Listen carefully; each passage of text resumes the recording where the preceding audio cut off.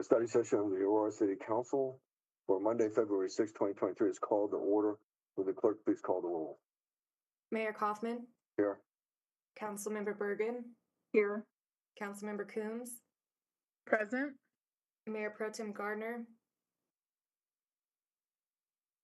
Councilmember Jernsky, Here. Councilmember Lawson, Here. Councilmember Marcano, Councilmember Medina, Councilmember Murillo, Present. And I meant to mention that Councilmember Marcano isn't going to be joining. He caught a cold or a specific type of illness that I don't recall what it was, but he's not feeling very well, so he won't be here. Okay, thank you. And Councilmember Medina is having trouble getting on.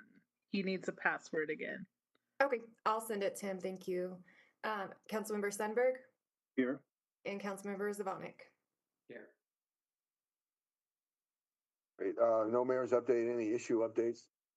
Oh, Mayor, just wanted to say that Mayor Pro Tem Gardner has a work conflict. Thank you. Yeah, any other issue updates? Seeing none, is there any objection to moving item 2A through 2G forward to the consent calendar? Seeing no objection, item number 2A through 2G will move forward. Item number 3A, Central Colorado Mountain River Basin Weather Modification Program, Aba Ahmed, Water Resources Project Manager.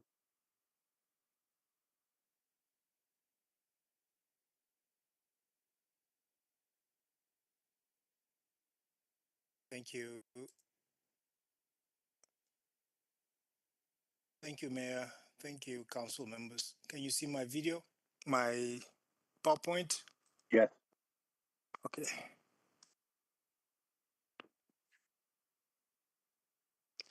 All right.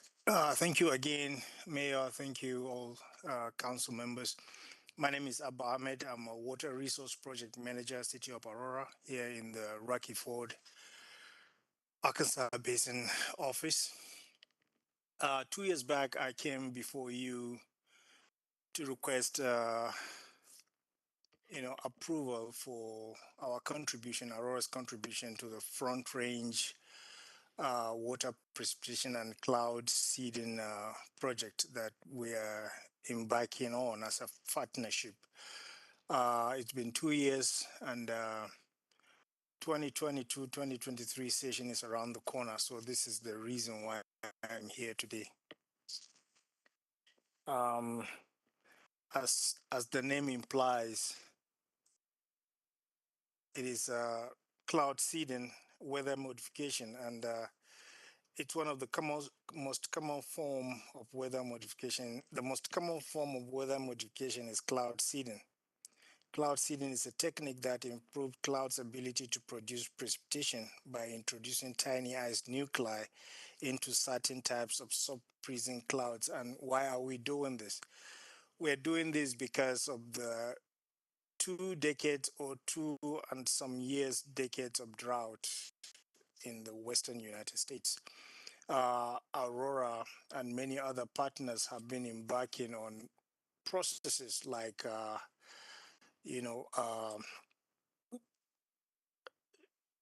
many processes to save water, like reuse, conservation, that we are doing diligently. But we need a lot of precipitation, and cloud seeding is actually one effort that we can make to increase our snowpack, and hopefully by spring and summer we may end up getting a lot of runoff for that. This program called cloud seeding has been going on in Colorado since 1972, and it has been actually in accordance with legislative declaration provided by the Act, Section 3620-101. And this Section 3620-107 of the legislative declaration empowers the executive director of DNR to promulgate rules necessary to effectuate the purpose of weather modification. From 2000, as I have said earlier, many new weather modification permits have been developed owing to the declarations above, and some of those weather modification permits have been Central Colorado Mountain River Basin, Vail Beaver Creek programs, Upper Gunnison River Basin program, Grand Mesa program, San Juan Mountains program, North Platte Basin Airborne Cloud Seeding project. And like I said in the beginning, the objective of the program is to increase snowfall in the early season and overall snowpack for the entire winter season. This has a lot of benefit, and the benefit of cloud seeding can be measured in additional water for cities, municipalities, and agriculture in the Colorado Basin during the snow melt in spring and summer. The cloud seeding usually is becoming a global thing now because of drought, weather, etc. And the common seeding agent is a microscopic sized particles of silver iodide. And the silver iodide was chosen because of its environmental safety and superior efficiency in producing ice in the clouds. These silver iodide particles are dispersed using three methods. Either we use the plane, which cost a lot of money, or we use generators. And there are two types of generators. One is manual, and the other one is remote generators. At the moment, the CCMRB program have 16 of the manual generators, but we are planning to, over time, pace them out because they cost a lot of money. However, it needs to be understood that the manual generators can also, produce the same result that we want. The only difference is oftentimes during a snowstorm, we hardly could find anybody that could run up the mountains and start the manual generators. So oftentimes we lose time and opportunity to seed the cloud. And for that, we are looking forward to slowly but surely pace out the manual generators and buy remote generators. The cloud seeding happens in this simple diagram. I brought this diagram to illustrate to the council members and the mayor how the program is actually conducted. First, a minute amount of silver iodide is spread across a profane plane, and then that silver iodide particles rise into the clouds. The silver iodide causes cloud of supercooled low water to freeze and create ice crystals. These ice crystals grow big enough to fall as snow before evaporating downwind on mountains. The effectiveness of the program. Over the years, available snowpack data was evaluated by WWC, and to estimate cloud program effectiveness, the results suggest that CCMRB program activities produced additional 94,413 to 112,652 acre-feet of water within the target area. A new study, well, it's not new, actually, it's a 2019 publication in a journal. The journal is called Bulletin of American Meteorological Society, Volume 100, Issue Number 1. And the title of that research is Transformational Approach to Winter Orographic Weather Modification Research. And what that does is, a lot of times while it was assumed, the cloud seeding program was assumed to be just effective. And this recent study have helped to prove that cloud seeding works, and there's no evidence to show that silver iodide is harmful at current levels.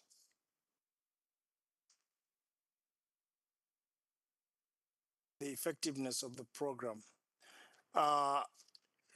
The research and the analysis by CCRB and Western Water Consultant showed that in the previous 2 years, east side Roaring Fork River Basin, where Twin Lakes is, we got about 2,972 acre feet of water.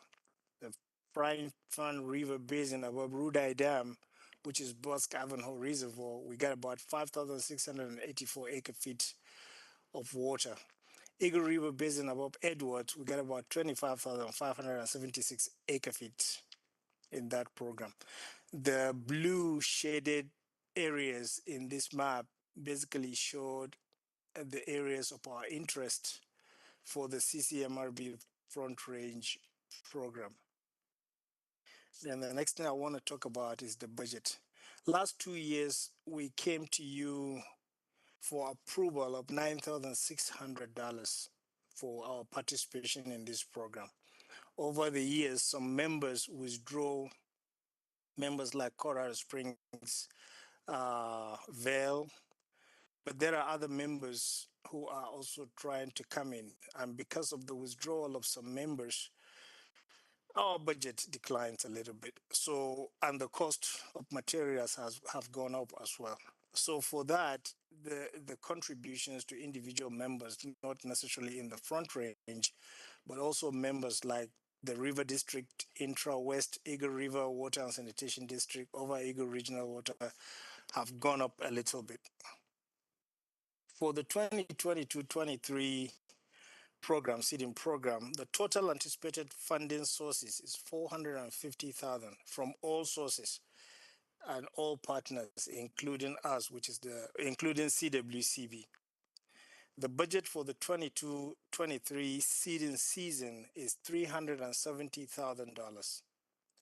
The contractor, who is Western Weather Consultant, they are the cloud seeding permit holders, and WWC also provides meteorologically informed cloud seeding services for us, which is the CCMRB program. Colorado River District is the contracting entity together with WWC and are responsible for the CCMRB fiscal management services. Colorado River District assesses 3% of the gross contracted amount for fiscal and technical management. CWCV annually from 2004 have been contributing $125,000 for this program. And in this 22-23 season, CWCV and Lower Colorado Basin states contributed $125,000, and it's about 34% of the total. And the funding out, the seeding hours is about 2,500 hours. The local CCMRB cooperative, which is us, the Front Range, we are contributing $245,000, which is about 66%, and for the same hours, which is approximately 2,500 hours. The total budget for this year's program that starts in November and ends in April is about $370,000. Now, this is a presentation, and we're also looking, the management has already approved the $25,000 because it's an IGA the mayor has to sign, and we also need clearance from the council. So this presentation is to bring to your notice that the cost has moved in 2 years from $9,600 to $25,000. And I look forward to your approval and no objection. If there are any questions, I am here.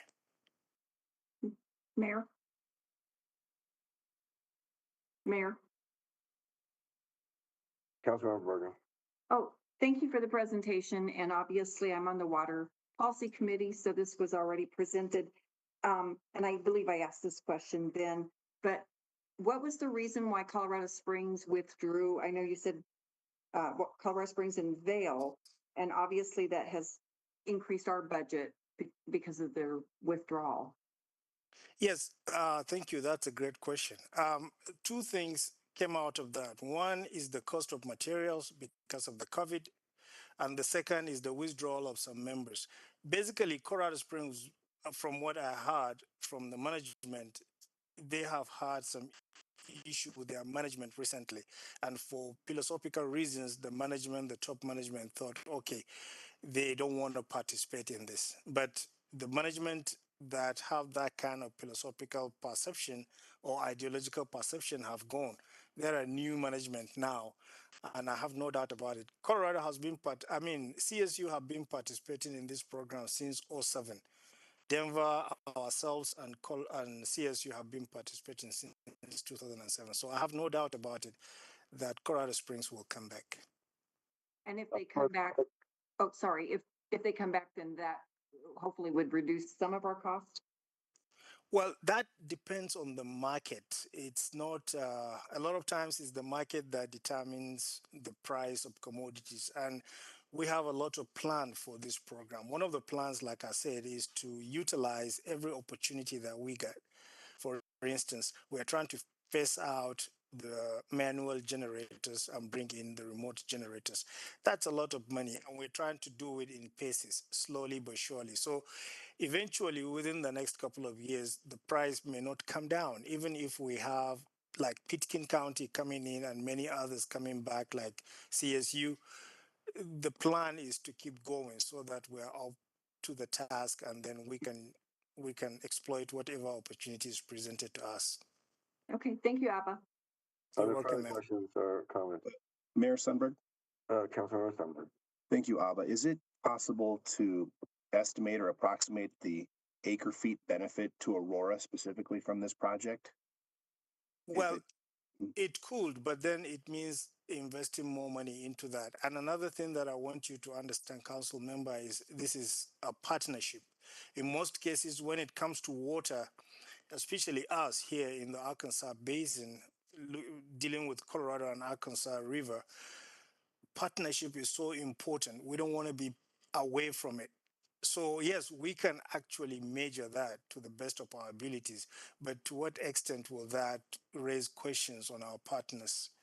You know, so Okay. partners a lot of times see us, especially outside the basin, as parasites. So that will open a door for a lot of things. But we could do that if you want that done. Curious, but I see the value in the partnership visually there. Thank you. Partnership is. Thank you, sir. Further You're questions welcome. or comments? Seeing none, thank you for the presentation. Is there any objection to moving 3A forward? Seeing none, item 3A will move forward. Thank you, Abba Ahmed. Item Thank number you, sir. 3B, stage 1 water availability. Greg Baker, Manager of Public Relations, Aurora Water. Okay, thank you and good evening, Mayor and Council. As Aba's presentation showed, there's a lot of nuance that goes into delivering water to the city of Aurora, as you well know. Some of them are long-term, some of them are short-term. Long-term, for example, would be our conservation efforts and the mayor's conservation ordinance that went through last year that help Aurora meet our future needs over a long period of time. What I'm going to discuss today is a short-term implication, which is our ability to meet our water on a year-to-year basis based upon what snowpack and reservoir levels show. I will share my screen here. Give me 1 second.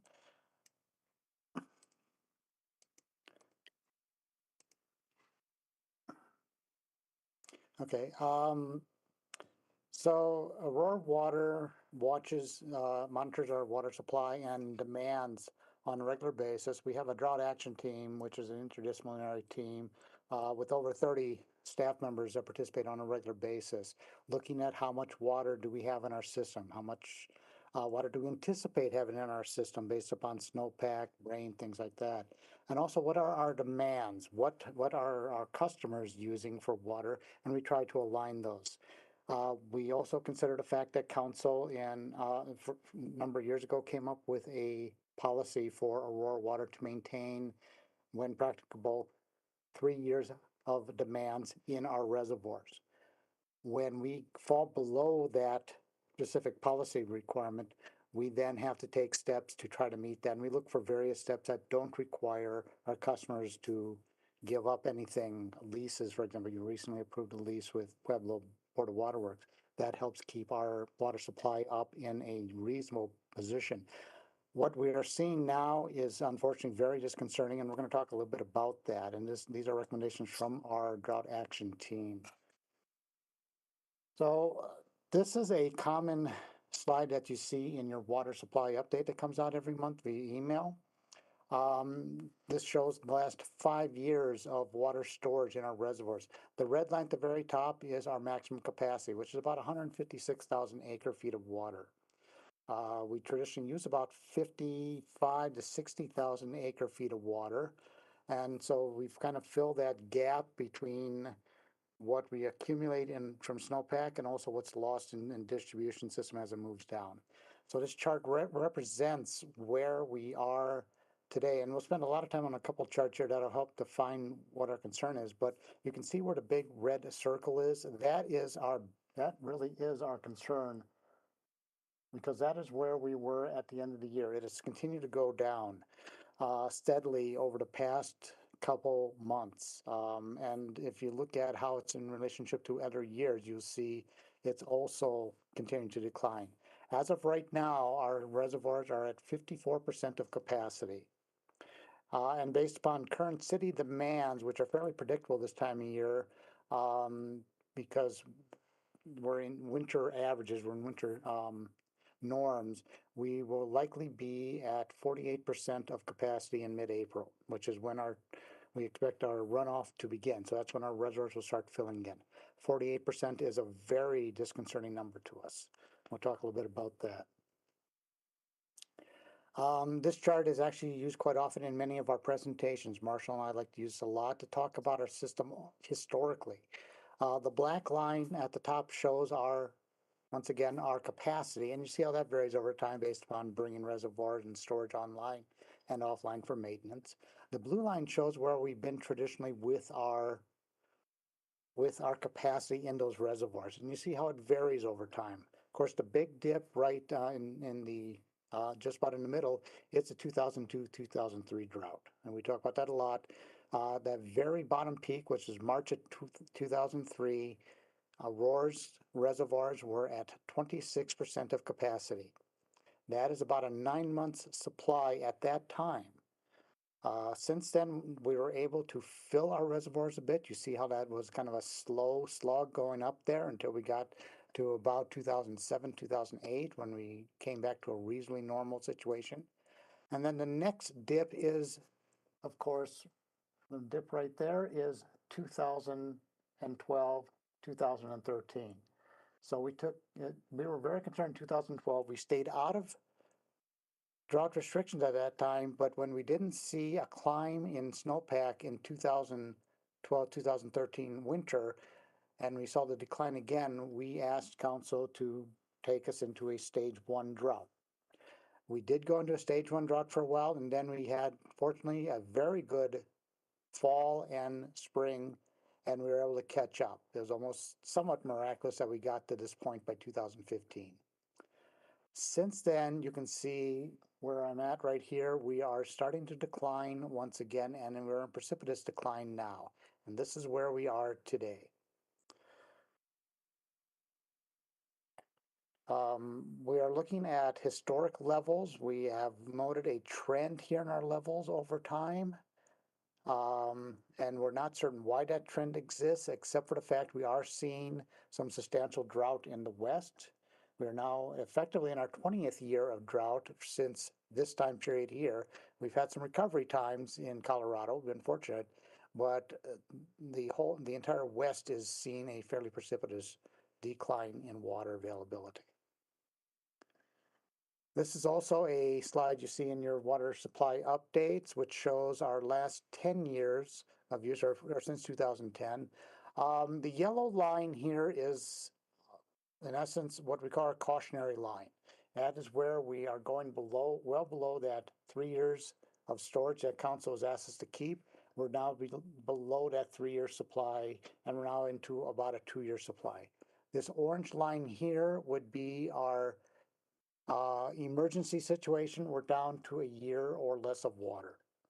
And I will zoom in a little bit so we can see a little more detail here. This is where we are As you can see, 2023 right here, the black line is where we are today. The yellow line is our cautionary line.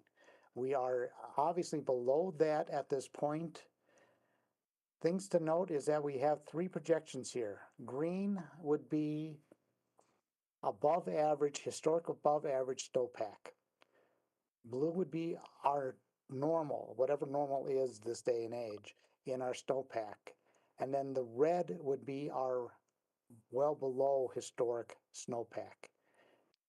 You can see what happens as it aligns. The current line aligns with the cautionary tale. If you look at how it looked last year, we skirted that line for a long time. And we were very close to pulling the trigger last year on asking you to declare drought, but we stayed above that metric, and so we held to that. This year, we're not as convinced. A couple things I want you to keep in mind is that we have, while the news channels are stating that we have a very good snowpack, I was watching Channel 9 report that over the weekend. That is statewide, and when they report on statewide snowpack, it doesn't necessarily reflect on where we get our water from. Our water basins where we get our snow from are right now are reporting at 89% of median. So you can't project a statewide number into the Aurora specific system. The other thing that they're also reporting is that the state is out of drought. If you look at a drought map, they'll say we're out of drought. That is based upon precipitation, meteorological drought, we call it. It's precipitation. It shows that we've had a fair amount of rain here in Aurora, but it has not reflected in our reservoirs. And that is what keeps us going for the future. That's where we meet next year's demands as well. So we talked a bit about our water supply. We manage our water supply to ensure that we can meet our demands. It's very simple on that side. When supply can no longer meet the demands within the stated storage goals, we move into demand management because that's the only tool we have available at that point. We can't put more water into our reservoirs, so we have to manage how we use our water here in the city. We do that through by asking our community to preserve water, by to cut back and preserve our supplies so that we can ensure we have water for next year. We have a water management plan which was last approved by City Council in 2017 that provides us with tools to help preserve our supply during shortages. So just a bit of background on the water management plan. As I said, it is a council approved document. It is actually authorized by city code as part of our water waste provisions. So this gives us a legal ability to enforce water restrictions and to impose administrative penalties on those who violate them. The water management plan is implemented through a water availability resolution. Typically what we call drought stage is what we call water availability stage, and we bring it forward to council by resolution. It can also, in times of emergency, be authorized by city management, but it has to be affirmed at the next council meeting. Effectively, what a drought stage does is it limits outdoor water use. We don't really have a mechanism to control indoor water use, but we do have a mechanism for outdoor. And that is in your watering days and day a week restrictions. Traditionally, in a normal stage, we are not in, we are in a 3-day a week, choose your own day, and then we advance it from there. So these are days a week based upon address, and they are enforceable through, as I stated, through fines. If we catch folks that are watering more days a week, first we educate, then we can issue a fine on their water bill, and it can become a progressive fine over time. Drought surcharges also come into effect when we go into any stage beyond normal, and those are additional on top of the rates, and the purpose behind those is to provide an incentivization to help meet our water demand goals, and we'll talk about that next. So we talk about triggers, we talk about storage, and we talk about our stages. This chart explains what those look like. In a normal condition, which is what we've lived in for the past 9 years, as long as we're above a 30-month supply of water in storage, and that's at our peak runoff,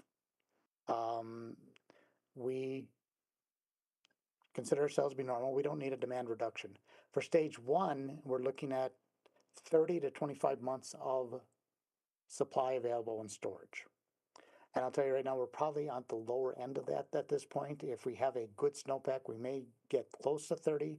It'd be very difficult to get above 30 unless we had an almost historic snowpack. So what we're asking through this resolution is for a reduction in external water use by 20%. And that would help preserve some of our supply. You can see how it becomes more progressive in later stages. I hope we don't get to those stages, especially the stage 3. So when we implement a drought stage, as I mentioned, normal is 3-day-a-week non-fixed. Stage 1, which is what we're asking for here, would be a 2-day-a-week. Fixed days, again by address, even odd. Surcharge would apply only to the outdoor component though.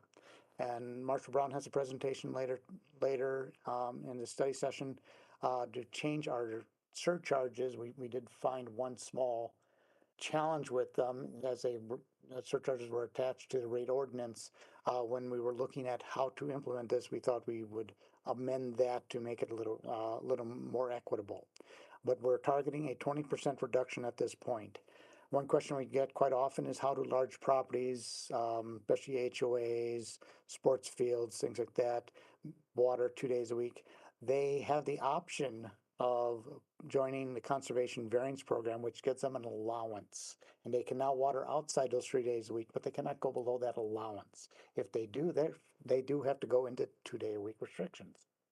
That allowance is carefully monitored by conservation. They do regular communications with the large property owners, and to keep them apprised of where they are within their allocation. So if they're getting close to the end of their allocation, we want to let them know that they really need to do something to correct that, or they will have to go to 2-day-a-week, which becomes a challenge for a larger property. Quite often their infrastructure was never designed to irrigate that larger property in only 2 days a week or even 3 days a week, which is the reason the variance program exists. As you can imagine, whenever we have a change in stage, because we only do it about once every decade, there is a very robust communications effort associated with this. And this is really just a very small subset of what we would do. Obviously, we're going to talk to all of our customer classes: residential, multifamily, commercial, and irrigation. We will use every channel available to us: cities communication channels, or water's communication channels, traditional media, social media, print. We even do a mailer, and we're designing that right now, pending possible approval of this. It would go to every household, not just our customers, so everybody's aware of this. And we would just continue to bang the drum on this as far as a message. Traditional media is still very helpful in this case. One thing we do want to remind you is that while we can go into a drought stage with a resolution, we can also come out with a resolution.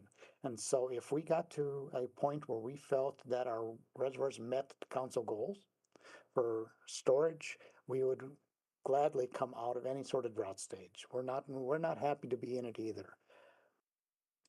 So our ask for council is effective May 1, and we did that intentionally so that we can get the new drought surcharge in place by then, and not implement the current drought surcharge as it exists in Ordinance Plus, to give us plenty of time to communicate. That's the reason we're coming to you so early, is we want these several months to communicate to our customers. Traditionally, we would have come to you in April or May, which would give us almost no time to explain to our customers what the impacts of this are, what are the resources available, what are the expectations here, and how can we work together on this. So we're asking that council declare a water availability stage 1, change from our normal, which is in place right now, to stage 1. If approved at the next council meeting, again, it would not take effect till May 1st. But having that in place gives us, kind of empowers us to speak to our customer base. So that was a lot of information. With that, I will take questions. Questions of staff or discussion? Yes, Mayor. Councilmember Bergen. Thank you, Greg. You said we're at 89% of our reservoir for storage, right? No, I'm sorry, we're at 54% of storage right now. Our snowpack is at 89% of snowpack. normal, correct? Our snowpack is at 89%. 89% of normal, correct. Okay, so we're going into the stage one. Mhm. At what point, you said we can always reverse this with another resolution, but what determines what that measurement is? Because obviously last year we weren't looking so good, but we did not enter a stage one. So do we use last year's metrics to determine when we get out of a stage one? Yeah, that's kind of a challenging question. Do we use last year's metrics? I said we were very close, and in some ways, we were asking ourselves why we didn't declare last year. It was we were hoping that we would have a better spring. It comes down to those months of supply. If we get to May and we say we have sufficient snowpack and we know that we're going to have well more than 30 months of supply at our peak, then we would come back and say we're comfortable with that. But if we're at 27, 28, even 29% where you're marginal at that point, it would have to be a discussion we'd have to have in-house. Do we feel comfortable enough coming out? The challenge here is if we come out too early, next year we could very easily come back in and ask for a stage two, which is something we absolutely do not want to do. Right. So yeah, so that's why we have those effective ranges there, and you see there's a little bit of overlap in the ranges. So we'll have to see how confident we are with our snowpack. And typically our snowpack, by the way, comes in March, April, May. That's a snowpack we rely upon for our city supply. What Channel 9 is showing on all TV stations are showing right now on their forecast, and they say we're at 130% statewide. That's actually skier snow. That's powder. That's not what we need. We need that heavy, wet, what's called California concrete. That stuff that skiers absolutely hate because it's so moist and so heavy. If we get a lot of that, yes, it's conceivable we would come out. As I said, we don't want to be in drought stage anymore than you wants to be in drought stage. But So we feel we need to reserve we're supply. expected to be at 48% of capacity Correct. mid-April. So Correct. what is the number that we need to hit to not be in this stage one? And that's where we have to somewhat disconnect our reservoir supply from our snowpack. Snowpack is a very difficult thing to project into reservoir supply. We can't say if we get to 125% of snowpack and it has this moisture level, we can guarantee our reservoirs will be at this You level. can measure your reservoir. We have to measure at the reservoir, or we have to be confident that our reservoirs, again, because runoff starts in mid-April, we'll have a pretty good idea how it's coming off. We'll have a good idea how it's coming into our reservoirs. But we need to be a little cautious here that we're not saying because we have a great snowpack, it's going to result in X percentage of water coming into our reservoirs. And It also depends upon what happens in spring too. If we have a hot, dry spring and people start turning on the irrigation systems earlier, our demand goes up. So we're somewhat taken away from our supply before we get to fill our supply. they're not supposed to turn it on until May, are they? We ask that they don't quite often. In the past couple of years, we've seen people turning them on in March. We've had some very hot, dry springs in the past couple of years. Okay. And is this a lot not just based off of, the snowpack, but really more on demand? It's a combination of both. That's a great question. It really is a great question because we can have a great snowpack, we can have it in our reservoirs, but we have a very high demand that goes away very quickly. And our demand does jump up very quickly. Right now we're at about 28 million gallons per day. That's a very flat line in winter, but in the peaks in August, July and August, we'll see it up to 85, 90, even 100 million gallons per day. How early that begins starts siphoning off our reservoirs. So if we see that early demand that we can't get people to keep their systems off a little bit longer, it may be zapping away water that we could be using later. So it's sometimes a question of messaging. It's a question of expectations, teaching people that their lawns are actually very resilient. Please give them time to be resilient. And then lastly, and I mentioned this during the policy committee, but, if we go down to the 2 days and your yard turns brown and you get a fine from your metro district or your HOA, because that could happen, I think you mentioned you were going to try to communicate with those associations. And that's why we want this extra time to communicate. There are a couple things we need to communicate to residents and to metro districts and HOAs. First of all, if your grass turns brown, that doesn't mean it's dead. What it means is it's dormant, and that's actually a normal condition for, especially for Kentucky bluegrass, to go into when it gets hot and dry. It will turn a little yellowish. So we need to do an education program there. You get fined by your metro districts. Your metro district, in that case, they actually cannot. They should not be submitting fines, or our state statutes would give us coverage in that, just as our code enforcement folks should not also be issuing citations, because it's basically for the greater common good. We our drought restrictions supersede their ability to submit those fines. But again, that's an education side. I think we can educate the HOAs, and we've already started some of this outreach to them so they understand this is not a time you want to enforce those maintenance covenants, and they will not be able to, and we will support the residents who are facing those. But mostly I want to do it through an education side. Most HOAs and metro boards are very reasonable on this. Thank you. Okay, thank you.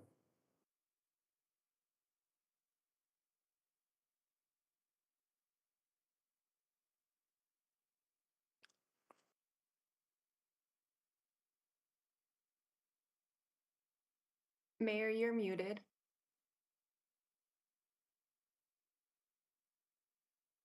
I'm sorry, we move forward. Ouch. The time is, item number 3 being moved forward. Is there objection to item number 3 being moved forward?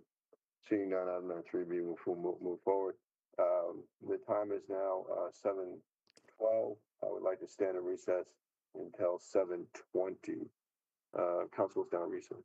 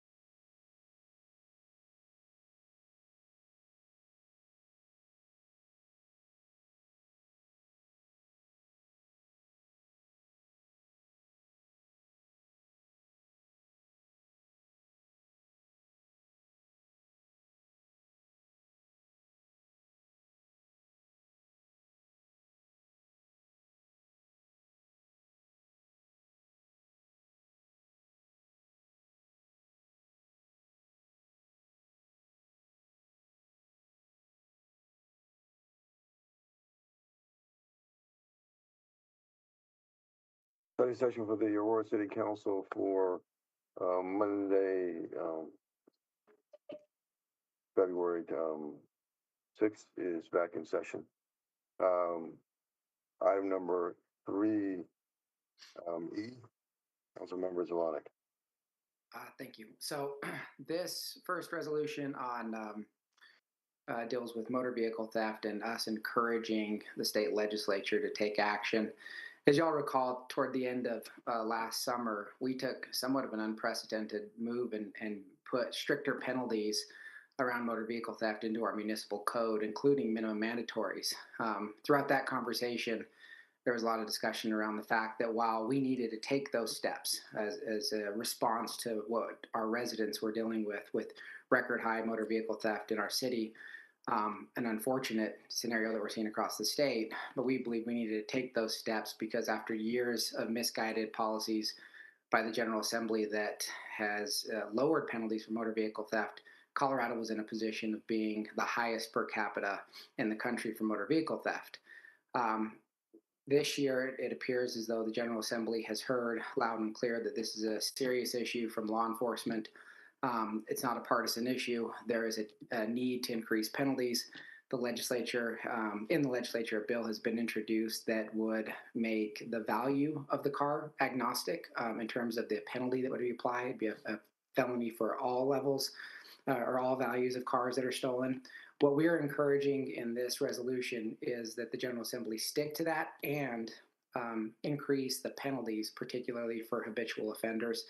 Again, this is a response to the need to crack down on motor vehicle theft, as I'm sure law enforcement would tell any of us that the challenges with motor vehicle theft are not just the cars being stolen, but the secondary crimes that are being committed in those stolen cars. So this resolution is us, again, as a city saying we need a statewide solution and encourage the General Assembly to keep moving forward and to increase the penalties for motor vehicle theft, regardless of the value of the car.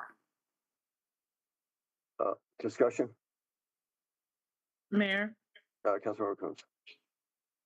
so I have just two questions. The first is, and these actually apply to both of the two resolutions that are coming forward, which is why we're not using the Pfizer process. And we already included these items in the priorities that we put forth at the beginning of session. So I'm not sure why we need another resolution. So can you clarify that, why we need this resolution versus the statement we already made plus the Pfizer process that we'll take on? Yeah, so I'm on the Pfizer committee. We actually voted on these through the Pfizer process, but I decided to bring them to the full council for two reasons. One, with motor vehicle theft, there wasn't unanimous support for it, and so I wanted to give everybody a chance to lend their voice to this resolution, to going to the General Assembly. And then on the second one, it'll be the same thing. It's just these are two important issues. There are a lot of issues that come through Pfizer. All of them are important. But I think that when it comes to the two issues these two issues right now that I'm bringing forward as a resolution to the entire body to give everybody a chance to weigh in on them, they stand out above and beyond many of the other issues that we've seen so far today, and potentially there will be others that I'd like to bring forward. Further questions, discussion? Mayor, can I just ask my second question? Yep, thank you. And so the other question is just in relation to both. In the whereas clauses, there are portions that really basically are chastising the General Assembly and saying you guys are wrong and you're doing it wrong. And I'm not really sure how that's conducive to encouraging them to work on the issues that we want them to work on as a city. I think as we're approaching them, we should probably be approaching them in a spirit of collegiality and not in a, you guys are misguided, you're wrong, you're giving no justifications for your decision. These kinds of whereas clauses, I think, are discouraging to the end goal of getting folks to work on the issues we want them to work on. Further discussion? Seeing none, is there any objection to moving item number 3C forward? Mayor, Councilmember Coons. as written with the whereas clauses that are basically telling them they're the problem and they're wrong, I am not going to support. Further objection? Seeing none, item number 3C will move forward. Item number 3D, Councilmember Zelenik. Great. So this one is dealing with the arbitrary cap that was created for juvenile detention beds. The ongoing rise in violent youth crime in our community is a tragic reality that we have to address. And I think policymakers have correctly determined that there are offenses that can be committed by juveniles that rise to the offense or rise to the level that juvenile detention is in fact needed. But the same lawmakers have also decided that there should be a cap that's set in policy that limits the number of beds. And what this has done is put both our community and those these young kids who are committing the crimes into further jeopardy. It does so with the kids in this way. If you're a young person who commits a violent crime with this arbitrary cap that's put in place, and there isn't available beds, a judge is then being essentially forced to let this young kid out with an ankle monitor, where they're going back into the exact same environment they just came from. And all too often, they're reoffending in a way that is escalating the level of crime, which just further jeopardizes their future. And of course, that escalation in crime has a tragic consequence for far too many in our community. So what I would suggest is that if we agree that there is any level of crime where a juvenile could commit that would require a detention bed, then there shouldn't be a cap. Because if there's enough of those types of crimes committed, we should never be in a position that we have to release a young person back into our community where they could victimize or re-victimize members of our community and further jeopardize their own future. So I know, again, this is another issue, just like the motor vehicle theft, where it's really not a partisan issue as much as it's being opposed by ideological extremists. But this is an issue where there is headway being made. There is a debate of whether or not to raise the cap or to eliminate it. I would argue that we should take the position of eliminating it. That's what this resolution encourages the General Assembly to do. Further discussion, questions, sir? Mayor. Councilmember Lawson. Thank you. So in the Pfizer committee, I understand the intent of Councilmember Zabonic's resolution. However, there was discussion at a committee hearing that there could be potentially some beds based on some data that could be brought back. It's in a delay mode.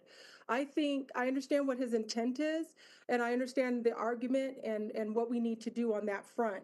But if there's an opportunity that we can get some beds are better than none, and I understand about the cap, then we should try to, as a city, support that as data is coming in. I think we're even going to be providing some data. So at the Pfizer committee, I think we're, the wheel before the horse, before the cart before the horse, before we try to see what's going to happen when we get this data. Is there going to be a bill? Can we maybe try to see through the budget process? So I think that by having this resolution and then we're trying to give data, there could be kind of, to me, what really is the city position of the city of Aurora? Is it to not have any caps, or is it to have some beds if we can get some? So I will not be supporting this. I didn't support it in Pfizer as well. And it's not because of the intent, Councilmember Zabonic. I think you've heard my argument many times. It's just, I think we should try to see what we can get. Something is better than nothing. Further discussion. Yes, Mayor. Councilmember Bergen. Thank you. I don't understand why a cap was ever set to begin with, an arbitrary cap. It makes absolutely, literally 0 sense, because you hit the cap, right? Whatever, I don't even know what the number of beds. Let's say it's 15 beds. You hit 15 beds. The next one that comes up that has committed a violent crime could be an egregious crime that really that person should be put in detention, and they're let off. And yes, they were an ankle monitor, but half the time I hear that they just saw those off and then they recommit crimes. It makes no sense to have an arbitrary cap. It should be no cap whatsoever. Whatever the circumstances are that go before the judge should make that determination whether they get detention or not. And so I am fully in support of this. Further discussion. Mayor. Councilmember Jerensky. Yeah, thanks. So I see this as we're taking a stance that we support no bed cap at all, but I mean, I just can't imagine that that comes across as we wouldn't support, you know, if they're not going to support ending the bed cap, that we wouldn't support any additional beds or some additional beds. I don't think that's what this says at all. I think we're just taking the stance that that there shouldn't be any cap. I mean, if these crimes are being committed and we need a bed for a juvenile that just got into a shooting or something, then we need that bed. We can't say, you know, well, this month we're just going to have 16. Hope there's not a 17th shooting. You know, we're just saying that we shouldn't have a cap. I don't think we're in any way saying that we wouldn't support some beds if that's all they're going to give us. Further questions or comments? Mayor, Excuse me, who's? Mayor Coombs. Councilmember Coombs. So yeah, I mean, I already was going to suggest again some changes to the whereas clauses, which I will bring forward for the council meeting itself.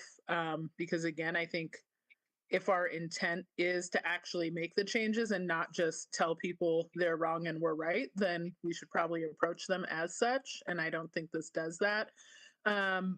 But hearing Councilmember Lawson's concerns and, you know, respecting her familiarity with what's happening down at the Capitol and her engagement with folks on issues that are happening at the Capitol, I'm not going to support, given that it sounds like we have other avenues we need to take first before we take this approach. So I'm going to support the comments made by Councilmember Lawson, but also when this comes forward, I do think there are some changes we need to make to the whereas clauses, which I will send out to everyone before the next meeting. Let me just say that Mayor Hancock and Mayor Southers and I came to agreement on a number of points. Both of them are part of 3C and 3D, and the governor in his State of the State speech stated at the end of his State of the State speech said that he supported these provisions. Further discussion. Seeing none, question before us is whether or not to move forward with item number 3D. Is there objection to moving item number 3D forward? Mayor, I'm objecting. I object, and also those other mayors and the governor are not members of the general. I'm sorry, is there further objection? Murillo. Councilmember Murillo. Medina. Councilmember Murillo, go ahead. Oh, I said I object as well. Mayor, I was just voicing my opposition to moving this forward. Councilmember Murillo, Councilmember Coombs. Who else is in opposition? Mayor, did you get Lawson? Councilmember Lawson. Thank you. Anyone else in opposition? Medina. Councilmember Medina. Anyone else in opposition? Seeing none, item number 3D will move forward. Item number 3A, proposed drought surcharge change to rate. Marshall Brown, General Manager, Aurora Water. Thank you, Mayor and Council. I am going to share my screen. I need to put it in presentation mode, I think. Well, we can do it this way. Maybe. There.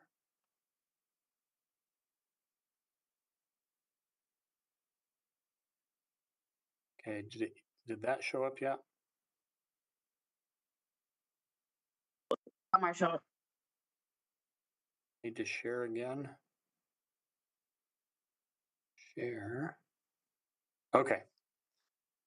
So you heard from Greg the challenges we've got with our water supply. It's concerning. It was borderline last year at best, and it's definitely headed into the danger zone this year. So we, late last year, as we were contemplating the recommendation to go into a drought restriction, we looked at our surcharge structure. We felt it could be advantageous, maybe even late last year, to recommend drought restrictions. But as we looked at our surcharges, we recognized a few challenges of carrying the surcharges into an off season, a non-irrigation season. So I'm going to talk to you a little bit about what those challenges were that we identified and a new methodology that we have come up with to address the challenges. The existing surcharges, which are summarized in this table, would have implemented a 91-cent surcharge on residential customers between 6,000 and 20,000 gallons of use a month. No surcharge between 0 and 5,000 gallons, and you see that in the, I guess, third column over here. And then block 2, the 21 to 40,000 gallons a month, the surcharge went up nominally to $1 a month, or $1 per 1,000 gallons. And these were in addition or on top of the existing rates that are shown in the first rate column there. The residential surcharges, the way they were contemplated in the existing ordinance, would have worked pretty well. Where we ran into a problem is if you look at commercial and multifamily surcharges, they would have implemented basically on gallon 1 of usage, they would have implemented a 94-cent surcharge for commercial and a 91-cent surcharge for multifamily, which would have impacted all the usage, whether it was summer, winter, or any usage. So it didn't account for the indoor usage components there.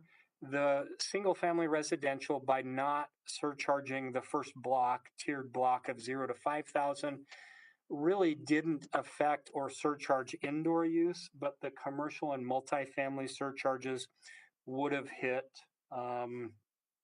indoor use as well as outdoor use.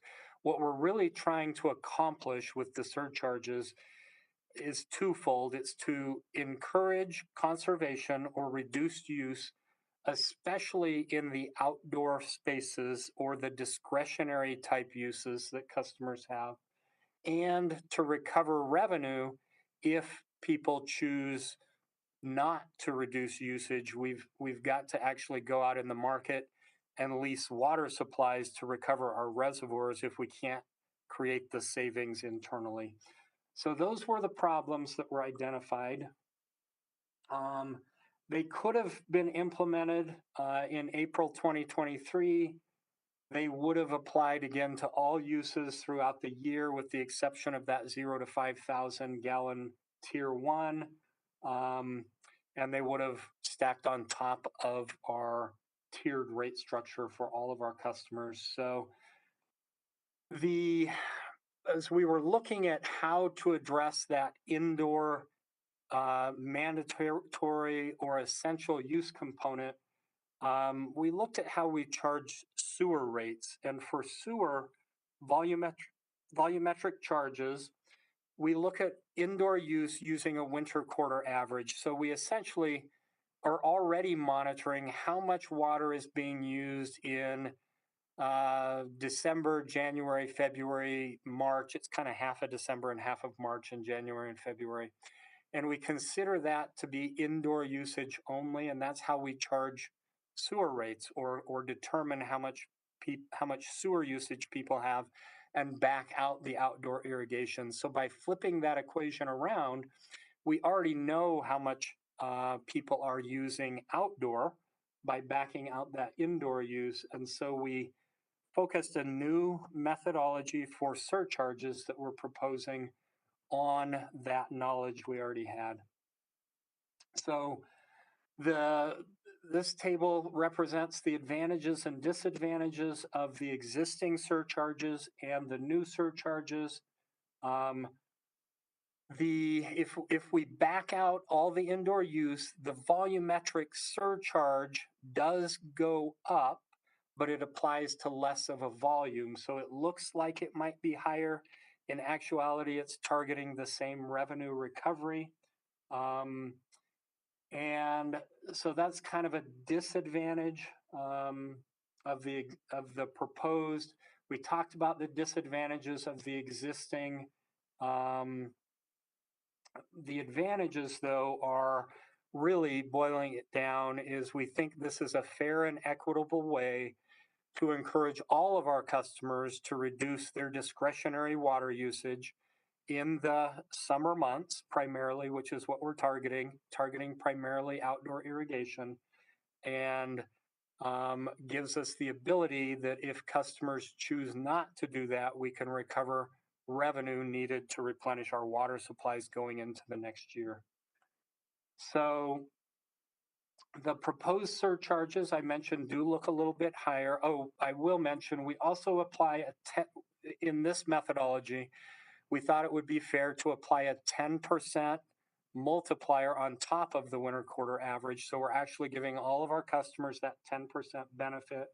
And then the usage above that 110% of the winter quarter average would see a surcharge of $1.95 per each 1,000 gallons for all of our customer classes in stage one.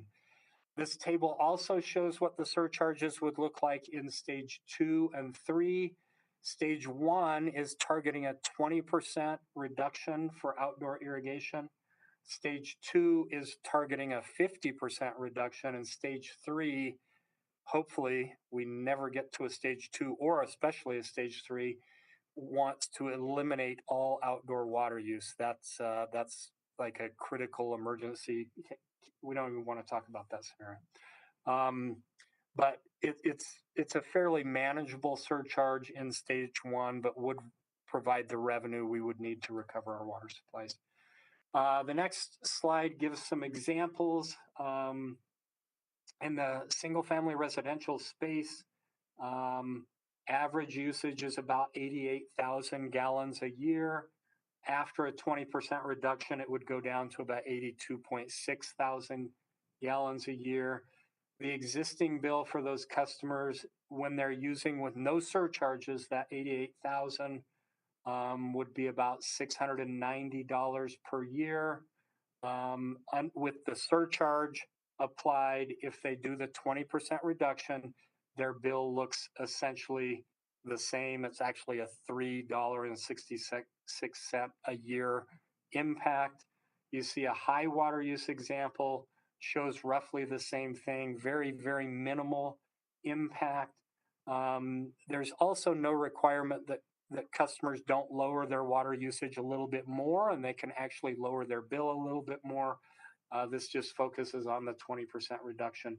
You do see something interesting with a really high water use customer. That is, they look at the 20% reduction.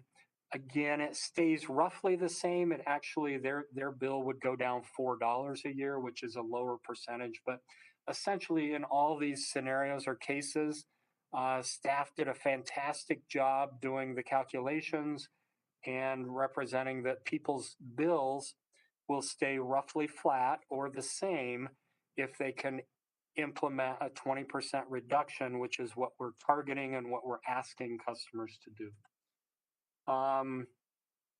These graphs show the percentage of customers and what kind of impacts they would have.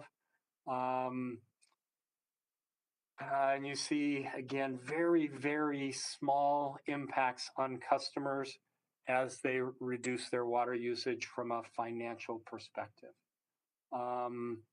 The surcharges are calculated only to recover the lost revenue. I will point out our operating costs will go down a little bit. So electricity and chemicals, primarily, those two costs go down. But we are going to need to lease water supplies from other sources to recover our system. And that's how we've always recovered from these droughts, and kind of the history or the graphs that Greg showed you earlier is by leasing. And so those costs go up fairly significantly. We did bring to you late last year our first lease from Pueblo, where we leased water to help our system recover already. So we're trying to get out in front of that and be proactive. And again, the hope is we can get out of stage 1 as soon as possible, most likely next year, probably not this year, but it is possible we could have that type of recovery. And even more importantly, that we avoid any kind of stage 2 restriction. So The next steps on this would be for this to go to council for a vote to the floor. We are planning, if council approves this, to very aggressively get out, and to Councilwoman Bergen's question earlier, get out and communicate very aggressively, including with the metro districts and the HOAs, coordinating with code enforcement so that people are not penalized through fines for their lawns going a little more brown, or for compliance issues in their neighborhoods related to lack of water. So there is an aggressive communications plan that we would like to kick in as soon as this goes to the floor and hopefully gets approved. Question for Marshall Brown, discussion. Mayor? Councilmember Bergen. Thank you. Thank you, Marshall. Okay. I know it's based on winter usage. I live in a household that has 2 people right now. So my winter usage is going to be probably looking very low, but my summer obviously is very high. I end up in tier 3 because of the amount of lawn I have and garden area, I should say. So you're saying that I should see, if I go down to 2 days a week, I should see pretty much flat or the same. I highly doubt that. So I'm in tier 3, and then tier 3, and now I'm in stage 1. So I'm going to automatically get the surcharge on tier 3. Yeah, you will get the surcharge for every volume above your winter quarter average. So in your scenario, you're probably right. Your winter quarter average will likely be, and I'm guessing, partially based on my own winter quarter average. I'm down to 3 people now in my house. And our winter quarter average goes down to about 4,000 gallons per month of usage. So what this would do is, as I ramp up my irrigation systems, all usage, whether it's tier 1, 2, or 3, any one of those tiers gets surcharged $1.95 on top of the tier price. So it's not you don't get penalized additionally for being in tier 2 or 3. It's still the flat $1.95 on top of the tiered pricing. And the tier we just raised in the last few years, and it's very high. Tier 3 is pretty high, but I will point out, if you go to the 2-day-a-week watering instead of the 3-day-a-week watering, and if you don't increase the time on your irrigation system, you will actually likely see your water bill go down this year. Okay, even with my hand watering, because I hand water lots of plants. Yep, even with that, if you implement the recommendation and cut out 1 day of watering and only water on the other 2 days, you're going to reduce your overall watering, especially in your scenario, by more than 20% overall, and your bill should go down. Okay, if it doesn't go down, water department's having to come and look at my yard. Well, first, yes, you should send me your bill, and we'll look at that, and I would be happy to do that myself. Last question. You said that we have to, if we have to lease water supplies. For example, you mentioned Pueblo. What about WISE? I thought the whole purpose of WISE was that we would have first priority in a drought situation versus other entities that use our water. Correct. So, and WISE is a little bit of a double-edged sword, but we can interrupt WISE deliveries basically 3 out of 10 years if we need to. Now, for those interruptions, we charge more to the WISE customers, so they do provide additional revenue on which we could base additional leases. Right. So what we're going to have to do with WISE is look at our water supply situation as we're heading into the spring or irrigation season, and look at the revenue generated by the possibility of leasing, and then kind of the cost benefit. Do we want to interrupt WISE, which, by the way, we do scale WISE back in the summer, but we also, to your point, have the opportunity to interrupt WISE and not make any deliveries. If we do that this year, it takes out one of the 3 years. So again, it's kind of this balancing thing we want to do with the WISE revenue that comes in compared to the water that goes out. Do we think, and we have, I guess I'd say, negotiations scheduled with a couple of other entities for potentially leasing water as well. So we've got to look at the leasing market. We've got to look at all those markets, but we can interrupt WISE if we need to. Okay, we should not be Discussion on item number 3F. we should not be extending water to other outside users. Okay. We Further will be discussion. interrupting some of our leases. Further discussion. Seeing none, is there any opposition to moving number 3E forward? Mayor, I object. Jurenski. Sorry, who's that? Jurenski. Councilmember Jurenski objects. Further objection? Seeing none, then item number 3E will move forward. Item number 3F, Civil Service Commission, Civil Service Commissioners Classification and Compensation. Ryan Lance, Director of Human Resources. Good evening, City Council. Hopefully you guys can see the screen. I'm Ryan Lance, Director of Human Resources. I'm bringing forward questions from the Civil Service Commission. It's related to their classification and compensation. This information was presented at the M&F Policy Committee. So there are two questions from the Civil Service Commission. The first one is, does the city consider the membership of the Civil Service Commission to be employees or volunteers? This answer does impact their compensation. And then the second one is, should the members of the Civil Service Commission receive the inflation stipend that the city paid to employees? This is related to the inflation stipend for employees last fall. So to assist with answering these questions, I'll provide information on the city charter, city practice, and then city code. So we'll start off with the city charter. So in reviewing the city charter, Charter Article 3-17, it creates the Civil Service Commission, but does not state whether members are employees or volunteers. On Charter Article 3-11, this states that City Council shall appoint all members of the boards and commissions, and those members shall serve at the pleasure of council and may be removed at any time with or without cause.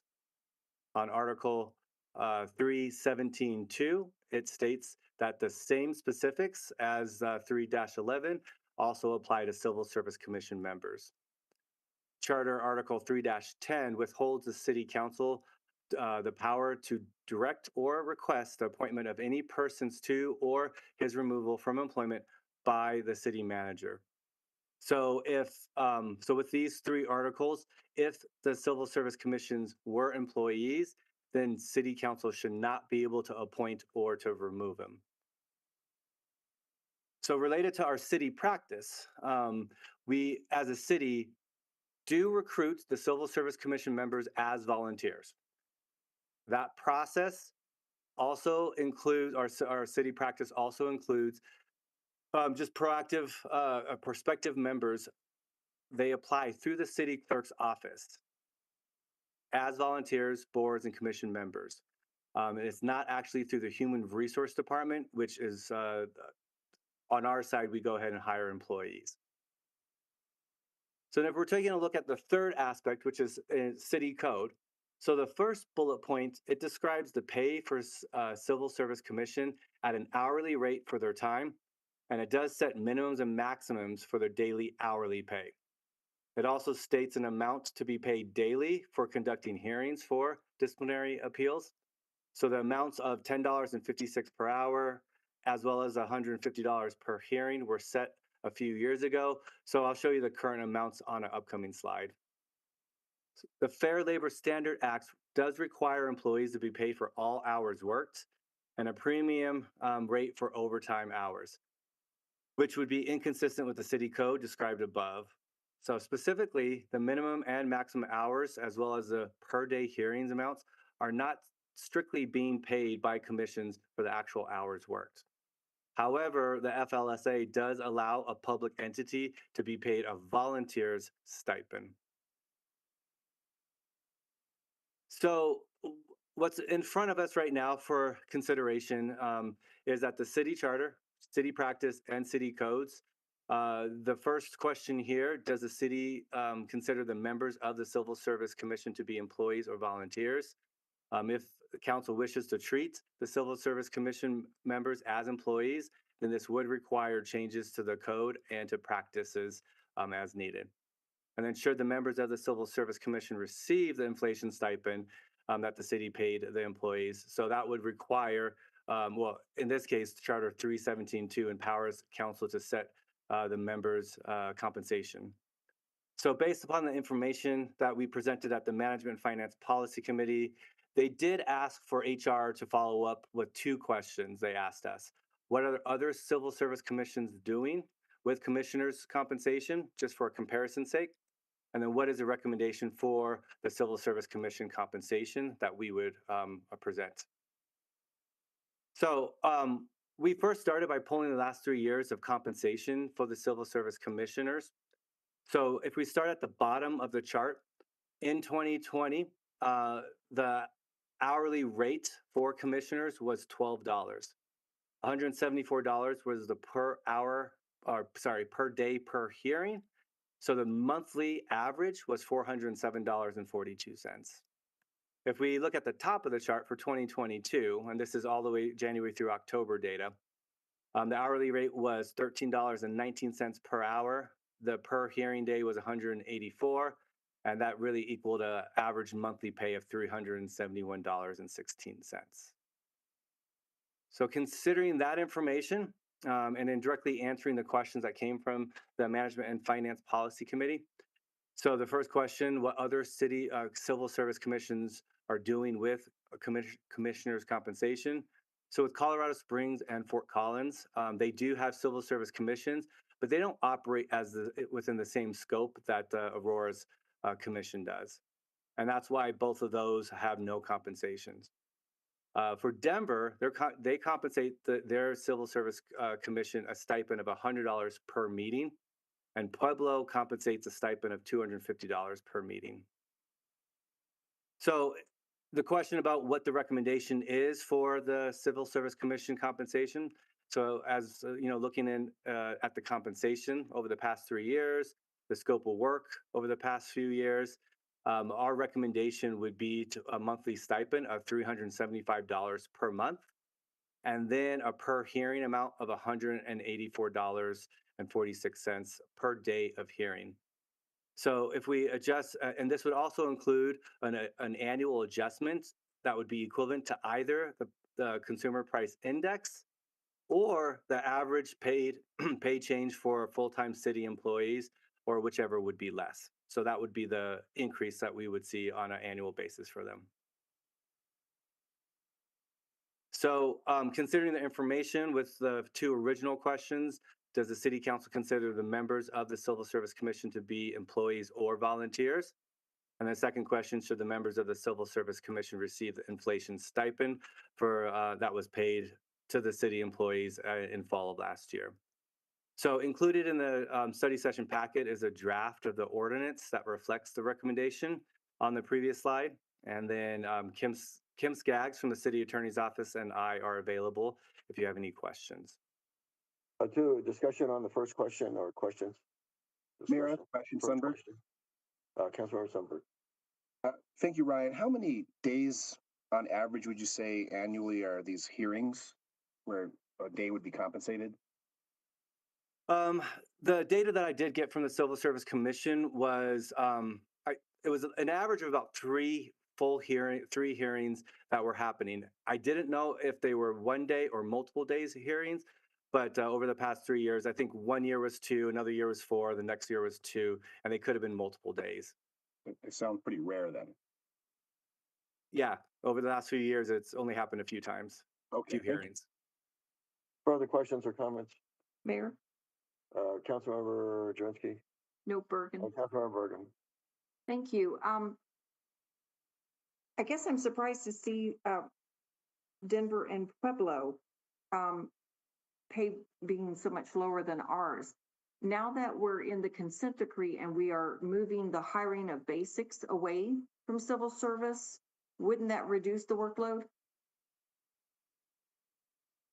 If it was to be moved and changes, I would assume that it would reduce it, but I know those decisions haven't been made yet and their conversation's still happening. Okay, I thought we actually directed them to move towards taking the hiring of the basics and moving it to human resources. Isn't that the resolution that we passed, that we're moving that?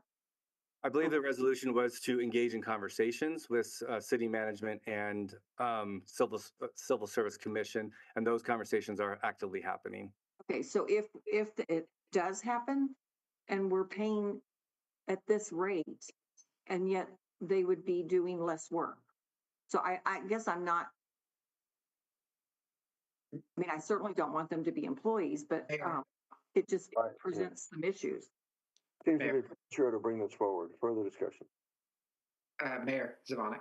Councilmember Zvonek. And just to kind of answer Councilmember Berger's question a little bit. So no other city in America actually has a civil service that hires basics. So, and we are moving forward that, not just because the resolution, but because the consent decree requires us to, and eventually a district court will compel us to if we don't come up with it. But even if we do that, our civil service still does more than other cities without that, because that is not a practice done in any other city in the United States. So we went through this a little bit in management finance, and I believe that council members Murillo and Mayor Pro Tem Gardner, we had a chance to ask a lot of these same questions, and felt like the direction that Ryan is suggesting is the right course of action. Further discussion on item number 1. Is there objection to moving item number 1 forward? Mayor, may I ask another clarifying question? Councilmember Berger. Okay, so thank you for that explanation, Councilmember Zvonek.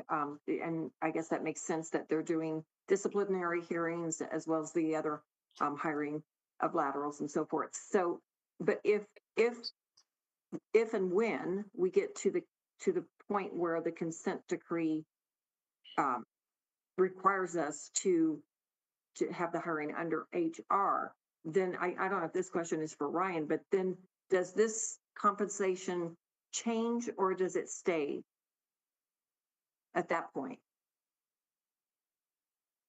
The way the ordinance would be written is it would stay unless it was changed by city council. Ordinance? Yeah. Okay, thank you. Question. Mayor. Seeing none, is there objection to moving item number 3F forward, number 1 forward? Lawson, it's a question. Mayor. Councilmember Lawson. Mayor, I just have a question to Ryan. So Ryan, okay, I'm just a little perplexed of where, okay, is it because of the compensation that we're considering that we're asking the question if members of the civil service should be employees or volunteers? Since I've been on council, we've never had this question, and I'm just trying to equate what is behind this? Is it because we're offering this compensation, or is this something else? Well, this has been on the radar with legal and with HR for a little bit, but the catalyst really came from the Civil Service Commission asking about compensation. Okay, so it came from the Civil Service Commission asking about compensation. Okay, thank you. Is there further questions or comments on item number 1? Mayor Jurinski. Councilmember Jurinski. I just need clarification. You're asking if we want to move item number 1 forward, but it's a question. Are we moving it forward to say that they're employees or to say that they're volunteers? What are we agreeing to? I guess you're correct. I think I stand corrected. It's not a single question. As employees, changes to the code, and Ryan, this is just is this to make them employees, or that has to be part of the motion? Yeah. Based upon this information and going through the Management Finance Policy Committee, the recommendation was to have them be as volunteers. And in the ordinance, it does reflect them as volunteers and being paid a stipend of that $375 and the hearing as $184 per hearing. Okay, that's HR's recommendation. Yes. And this is all in item 1, item number 2. That's item number 1. You just conflated item number 1 and 2. Well, let me ask the question. Is there any opposition to moving item number 1 and 2 forward? As long as it's volunteers. As per the recommendation of the HR. Mayor, Councilmember Bergen. yeah, as long as as we're moving it forward as volunteers, because yeah, the first question has got both. That's a recommendation of HR. Correct. With an inflation stipend. Is there further discussion? I might mention something on the inflation stipend. I know the Management and Finance Committee had a stance on that. And their stance was not to provide the stipend. Well, I wish there would have been clarity in these questions before us. Mayor Sundberg, I got a quick question, sir. Councilmember Sundberg. I actually had a resident wondering if we grant an increase, will all stipend boards and commissions also receive a monthly increase? Does this set some sort of precedent for other boards to want to come through and make such requests? Councilmember Sundberg, I don't think other boards do get stipends or compensation. Planning Commission does. Councilmember Lance, Mr. Lance.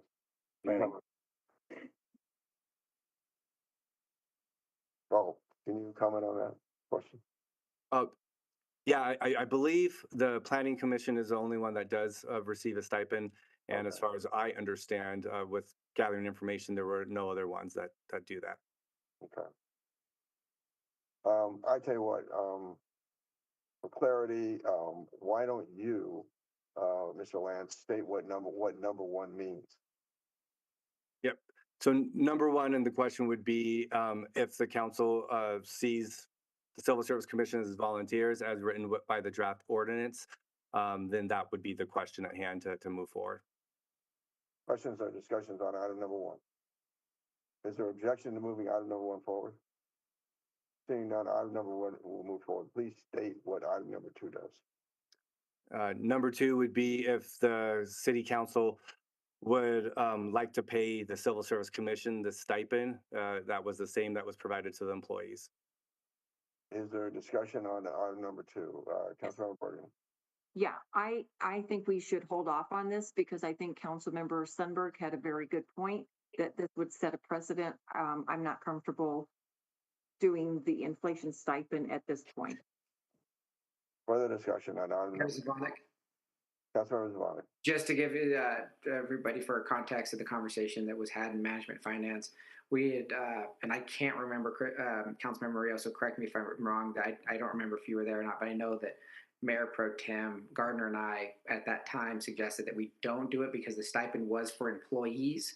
And after determining, because of all the information that had been provided and the decision to classify them as volunteers and not employees, we then decided that the stipend didn't make sense considering it only went to employees. So we said no to question two. Further discussion on item number two. Mayor Murillo. Councilmember Rio.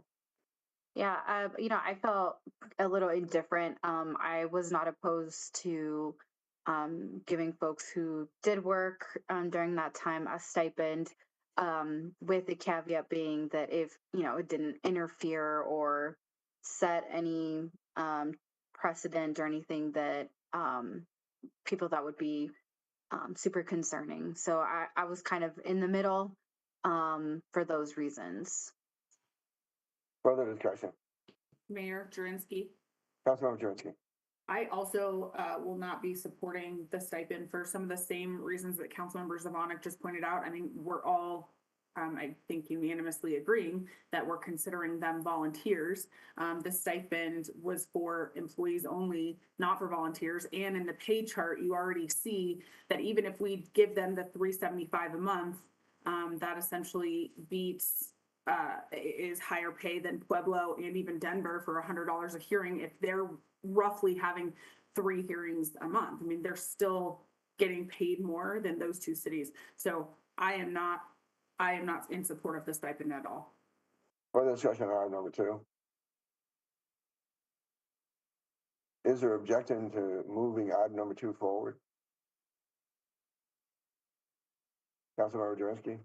Is that wait? Is there objection to moving item number two forward where the commissioners would receive an inflation stipend?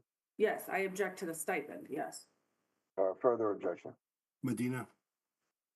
Medina. Yeah. Mayor Lawson, Savonic. Bergen, Sundberg.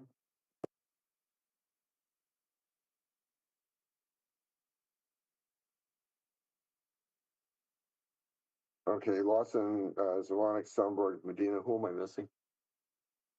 Jurinsky and Bergen. Is there anybody else who I'm missing?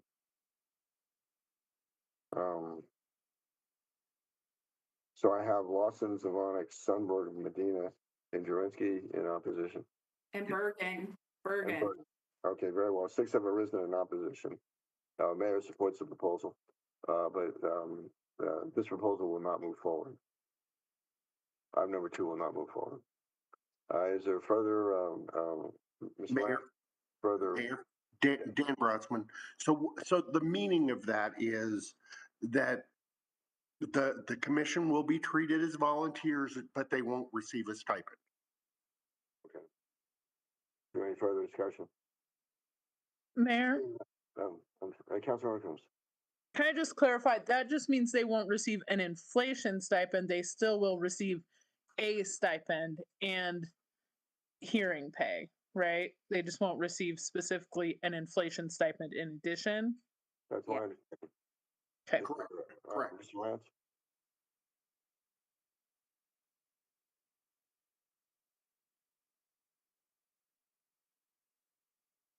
Mr. Lance? Yep. No, sorry, that is correct. Okay. Further discussion? Seeing none, item number 1 will move forward of item number 3F, and item number 2 will not move forward, which is the inflation adjustment. Item number 3G, residential snow plowing and ice removal update. Councilmember Bergen. thank you, Mayor. As probably most of you have had lots of constituents reach out about snow plowing, and we have for years had this issue come up.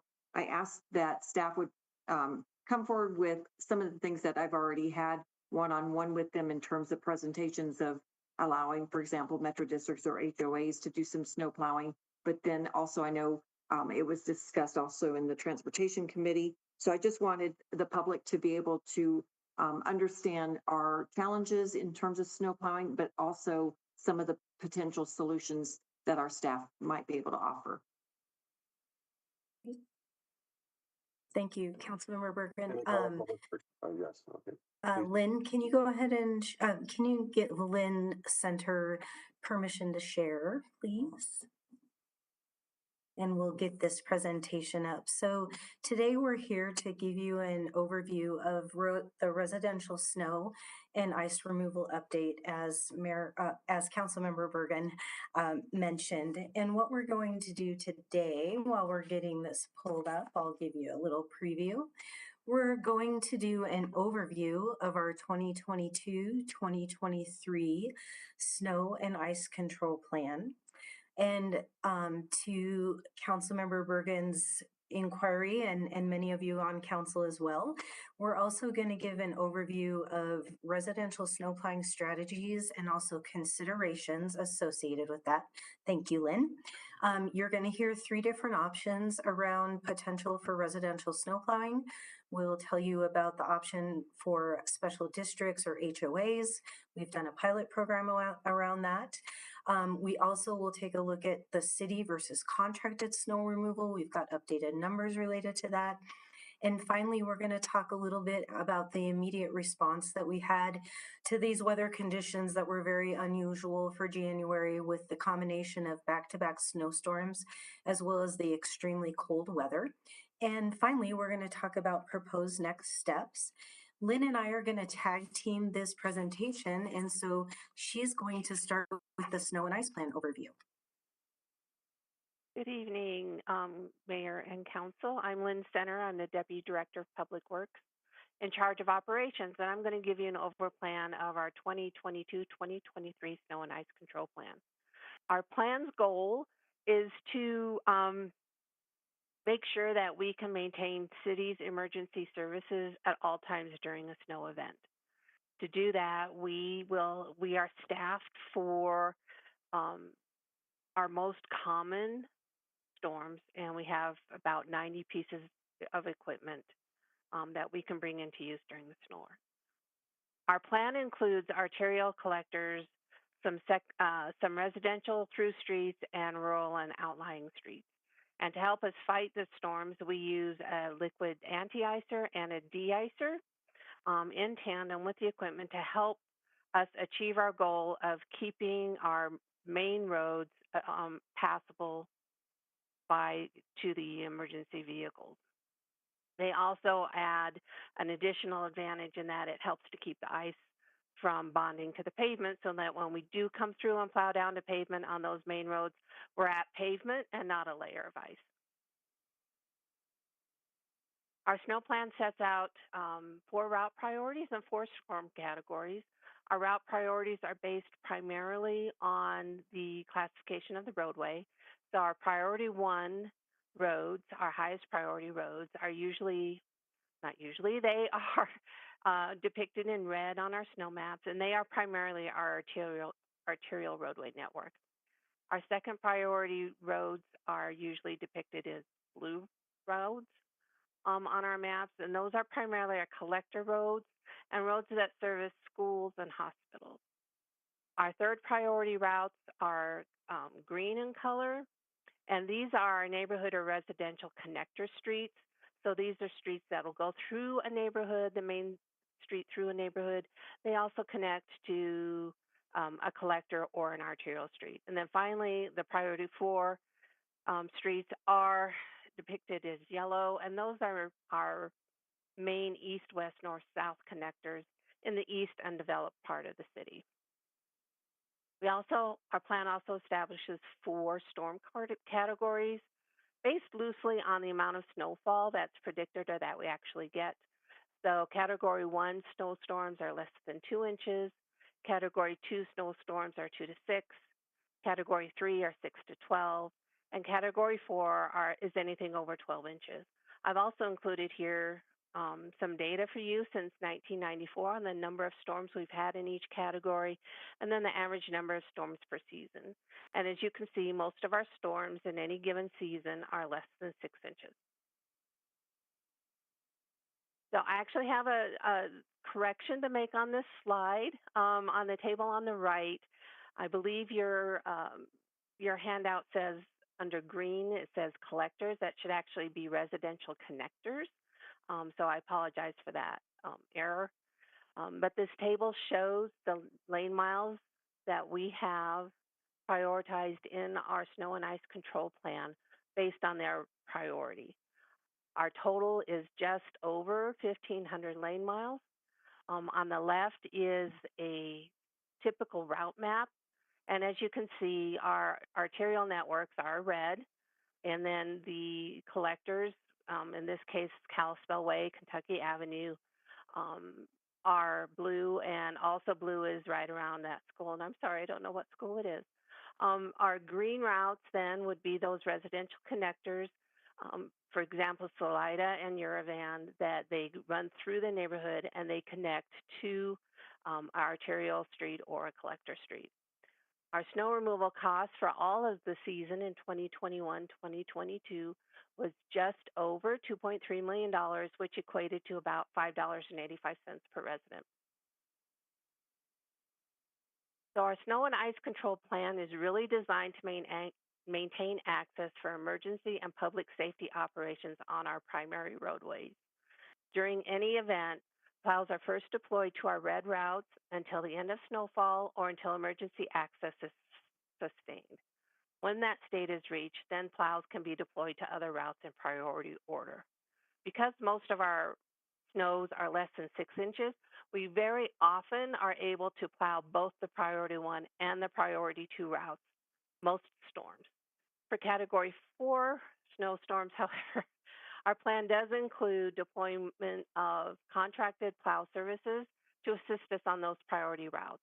We have some routes that are challenging to keep open, and the contractors can really help us out for those storms, and it is very much dependent on the characteristics of the storm. We do not prioritize residential streets for snow plowing. Also included in our snow plan on the right is a staffing model that gives guidance towards the number of staff needed for each category of storm. These are city employees only, so it does not reflect any contract staff, and it does include supervisors. So ranging anywhere from 4 supervisors all the way up to 10 supervisors. So those are per shift that we need for each category of snowstorm. One of the challenges that we're having this year is staffing. So street operations is experiencing between a 37 and a 40% vacancy rate, which means that all the divisions in Public Works, we can provide 25 operators per shift. Aurora Water is reporting a 20% vacancy, and they can provide 6 operators per shift. Parks, Recreation, and sorry, does somebody have a question? No. Okay, sorry. Parks Rec on Open Space is reporting that same 15 to 20% vacancy, and they can provide 20 operators per shift. One of the really critical vacancies that we have in the division right now is the street operations manager. We are actively recruiting, but it has been vacant for over a year. I wanted to show you how 2021, 2022 stacked up to average. So you can see that overall, we were pretty much a little bit under average for last year. And in looking at all of the data, what we found was that for 99.5% of the snowstorms, our snow melts to a passable level before city resources can be deployed to plow residential streets. So that usually happens because we usually get, those nice warm-ups right after the storm. So we get really great temperature recovery. Has not happened this year. We got a really cold snap in December, and it never really got warm. I think this last weekend was the first time we hit above 40 for the whole entire month of January. That kind of hits us in 2 ways, in that we're not getting the air melting from the air, but also the pavement's not warming up, so we aren't getting any help from beneath. This is a really rare occasion for us to have this. The other thing that has kind of been a challenge is that we were getting snowstorms of anywhere between 2 and 6 inches every few days. So it's just adding to the ice that was built up. I think that's my last slide on the snow and ice control plan. I'm going to turn it back over to Cindy, who's going to talk about the residential snow plowing strategies and considerations. Great. Thanks, Lynn. If you want to go ahead and go to the next slide. There were 3 different opportunities looked at related to the residential snow plowing. We did do a pilot program that completed in June of 2022 with a district to allow them to plow residential streets within their boundaries. And after the March 2021 blizzard, we were asked by the Transportation Policy Committee to look at opportunities and options for snow plowing for residential streets. And so we looked at both a contracted plowing and a city plowing option in those. Usually the contracted is only for larger storms. And if there are numerous large storms where it needs to be deployed, then city forces are more cost effective. So thank you, Lynn. So we have had 2 big events, right? One in 2019, the bomb cyclone, and then we also had the March 2021 blizzard that occurred. Well, following that bomb cyclone, we had gotten inquiries from, I believe, Councilmember Bergen, including some of her HOAs and metro districts, to look at options to perhaps allow them to plow the public streets within their boundaries. So we did a pilot program with the High Plains Metro District through an IGA, just the easiest process that we had at the time. It was approved in 2021 and expired in 2022. You'll notice there's a gap in time, and that was due to COVID. That's the gap between those times. Next slide. Yep, thank you, Lynn. So per the IGA, the district or HOA is required to develop a snow removal plan and procedures for us to review. They have to use very specific equipment and materials. They need rubber edges on their plow blades, and sand is not allowed. So we need to make sure that that's all understood. They need to provide services to the same level that we as the city would if we were doing the plowing. They're required to submit daily logs during an event. And also, we want to do a conditions assessment pre and post season so we can make sure that there's not damage to our infrastructure. So, because we would need to fund any repairs post season. And then also, finally, a post season report, including details of every deployment that they have. All right, so an IGA was developed with High Plains Metro District through the Blackstone neighborhood. It covered 18 lane miles. The district plan called that they would deploy at 6 inches of snow accumulation or more, category 3. We did condition assessments that were funded by the city. For the initial assessment, we utilized a consulting engineer to assist us. And then for the post assessment, the city staff was involved. So that total assessment cost of about $2,400 was based on the actual time from the consultant and the staff time that was spent as we tracked it. The one item that we did want to highlight here is that during this pilot program, they did not deploy forces. We did have one category 3 storm, and then we also had the March 2021 blizzard in that time as well. Next slide. All right, a few of the program considerations. As Lynn referenced before, this last month has been very unusual for us. Most storms, we get a good melt that allows everything to get to a passable level before we as the city can even get there. So the number of events needing private plowing is fairly low. If we go with a special district or HOA participation, we will need additional resources, including FTEs. And I will note here that we have had a lot of interest from other metro districts and HOAs. During previous presentations, there were questions about the equitability of the program. So with that consideration, perhaps looking at possible participation with Title 31 districts, some of those business or general improvement districts, perhaps there's opportunities there. For the pilot program, we did an IGA, but should this move forward, we really want to do a permit or license program, get an ordinances, process, and fee development in place. And based on estimates, it'll take about a year to develop that type of program. All right, so proposed next steps. Lynn mentioned that we are actively recruiting for our street operations manager. We also have a senior project manager position within streets that has been vacant. And we need to fill those 2 positions. And then we could begin developing a permit program approach with the associated policies and procedures, working with the city attorney's office. Again, probably take about a year to get that in place. But in the interim, we'll continue to work with City Council to develop a list of metro districts, HOAs, or other groups who may be interested in participating in the program.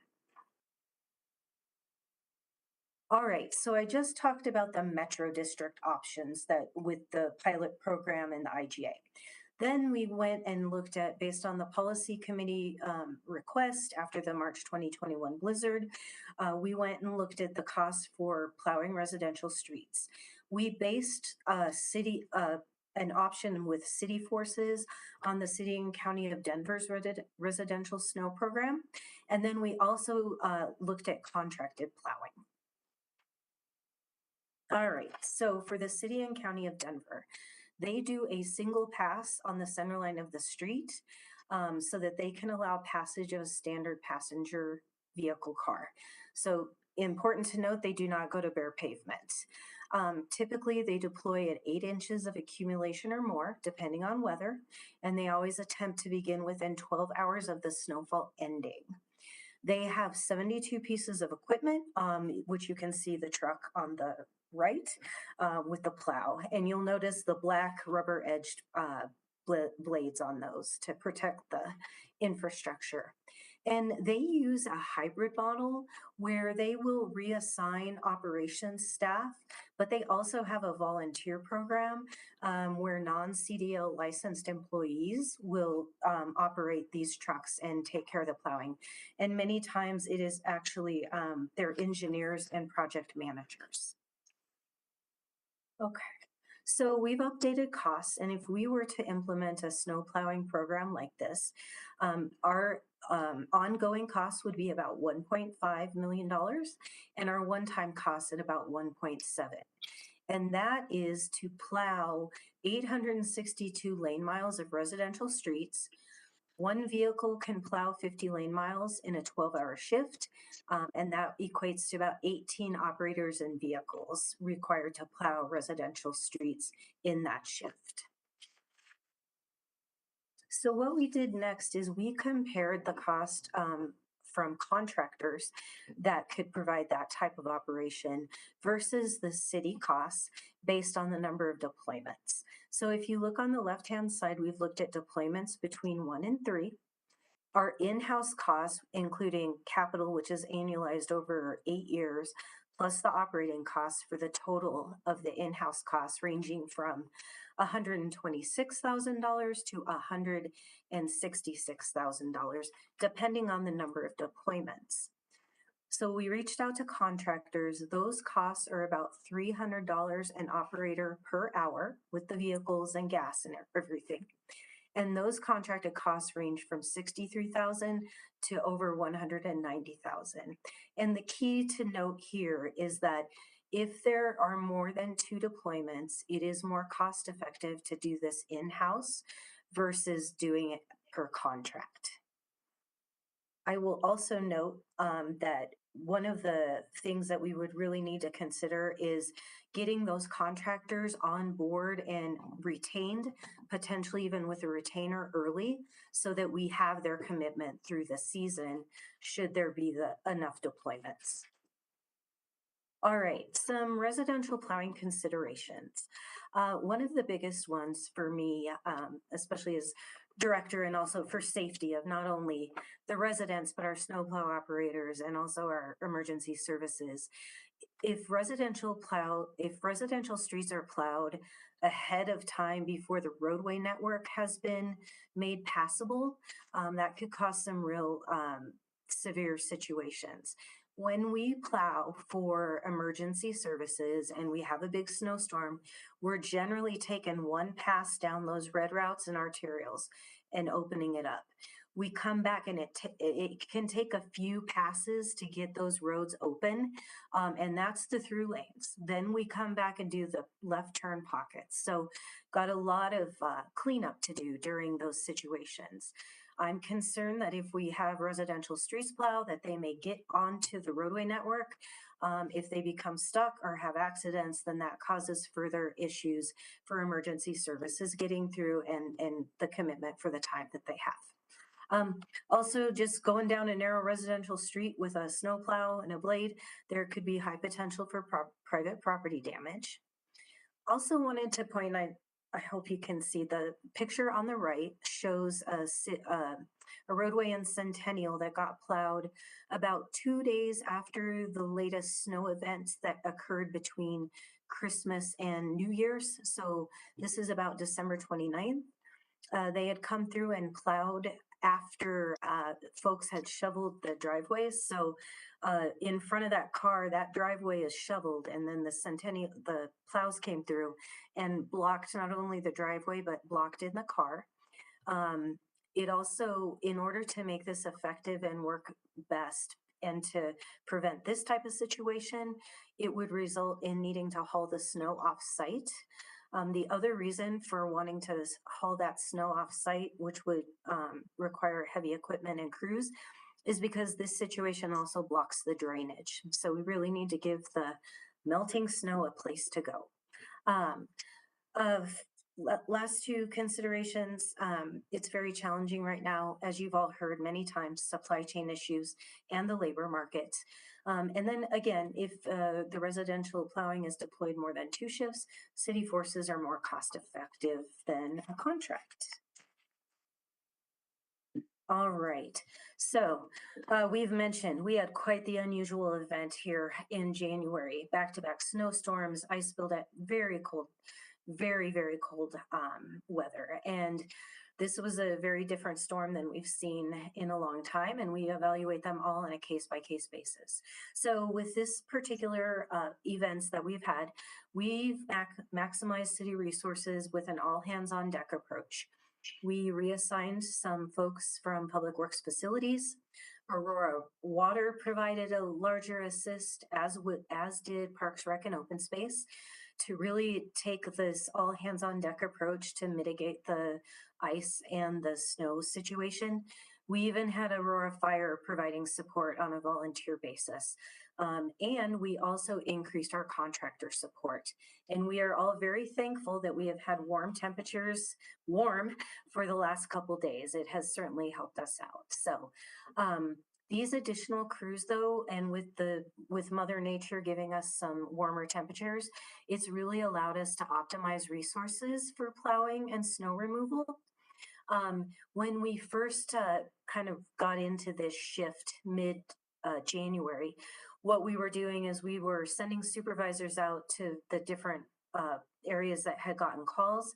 They were inspecting those areas, and then they were looking at the immediate adjacent locations and roadways to see if there were other areas that needed to be mitigated at the same time. And right now we've been able to improve enough where over the last week, we actually were inspecting and addressing conditions in the entire subdivision. So that was really using those additional crews to help us out. We were making the streets passable by removing the ice and then treating with ice slicer to accelerate the ice melting. I believe Lynn had stated to me, each crew can get to about 5 locations each day. So they've been working snow shift up until last Sunday, I believe. And just working continuously to address those calls for service. I know some folks, just as a reminder, would definitely, if folks need access due to medical conditions, they can call Access Aurora or that non-emergency dispatch number, and we will get out there. I will let you know that since January 19th, we had 776 calls logged in to Access Aurora, and as of today, 576 were closed. All right, so kind of the next steps. So we've continued the use of staff reassignments and the contractors to help us with the snow and ice removal. If we have future situations like this, we will definitely reach out. We will definitely do the same outreach to the all hands on deck approach for other departments and our contractors to support us. We are the good thing about this event is we have a lot of data. We have a lot of data in Access Aurora. So what we're going to do is we will be able to look at that data to position ourselves so that we can proactively use the data to understand issues or hotspots where we get a lot of calls, and we'll continue to do that depending on when the storms occur, right? This was unusual cold and snow, but we also have storms that come in and affect different parts of the city differently. And so that will be important to understand that data as well. So once we have these street positions hired, 2 kind of items that will progress, we can start looking at the permit program approach.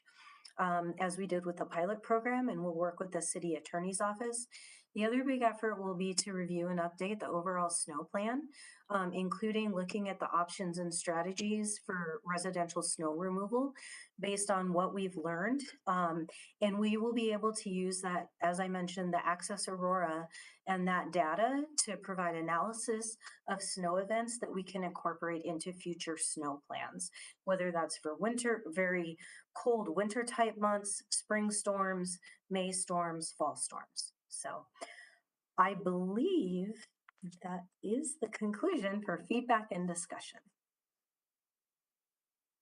I have a question, Mayor. Councilmember Bergen. Thank you, Cindy and Lynn, for the presentation. Just a couple things. I would hope we would move a little faster on the permit program for the special districts and HOAs. I realize you want to wait till we have a streets manager, but it seems like we could at least start part of the process right now. And because if it takes a year, we're already into February of 2024. Half of the winter will have already gone by. So just hoping we can try to move that a little bit faster. On the budget, some years we don't have very much snow compared to others. So on those years where we don't have a lot of snow, do those funds that are allocated for snow removal, do they roll over into a dedicated fund or do they just go back into the general fund? Lynn, I'll defer to you. I think you're the...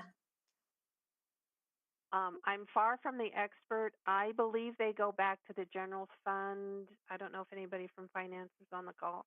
And I believe that finance sets aside a certain amount. It's usually right around $2.5 million. That's right. Every year. It's inflated for inflation and everything, but any leftover goes back to the general fund So to be reallocated for snow.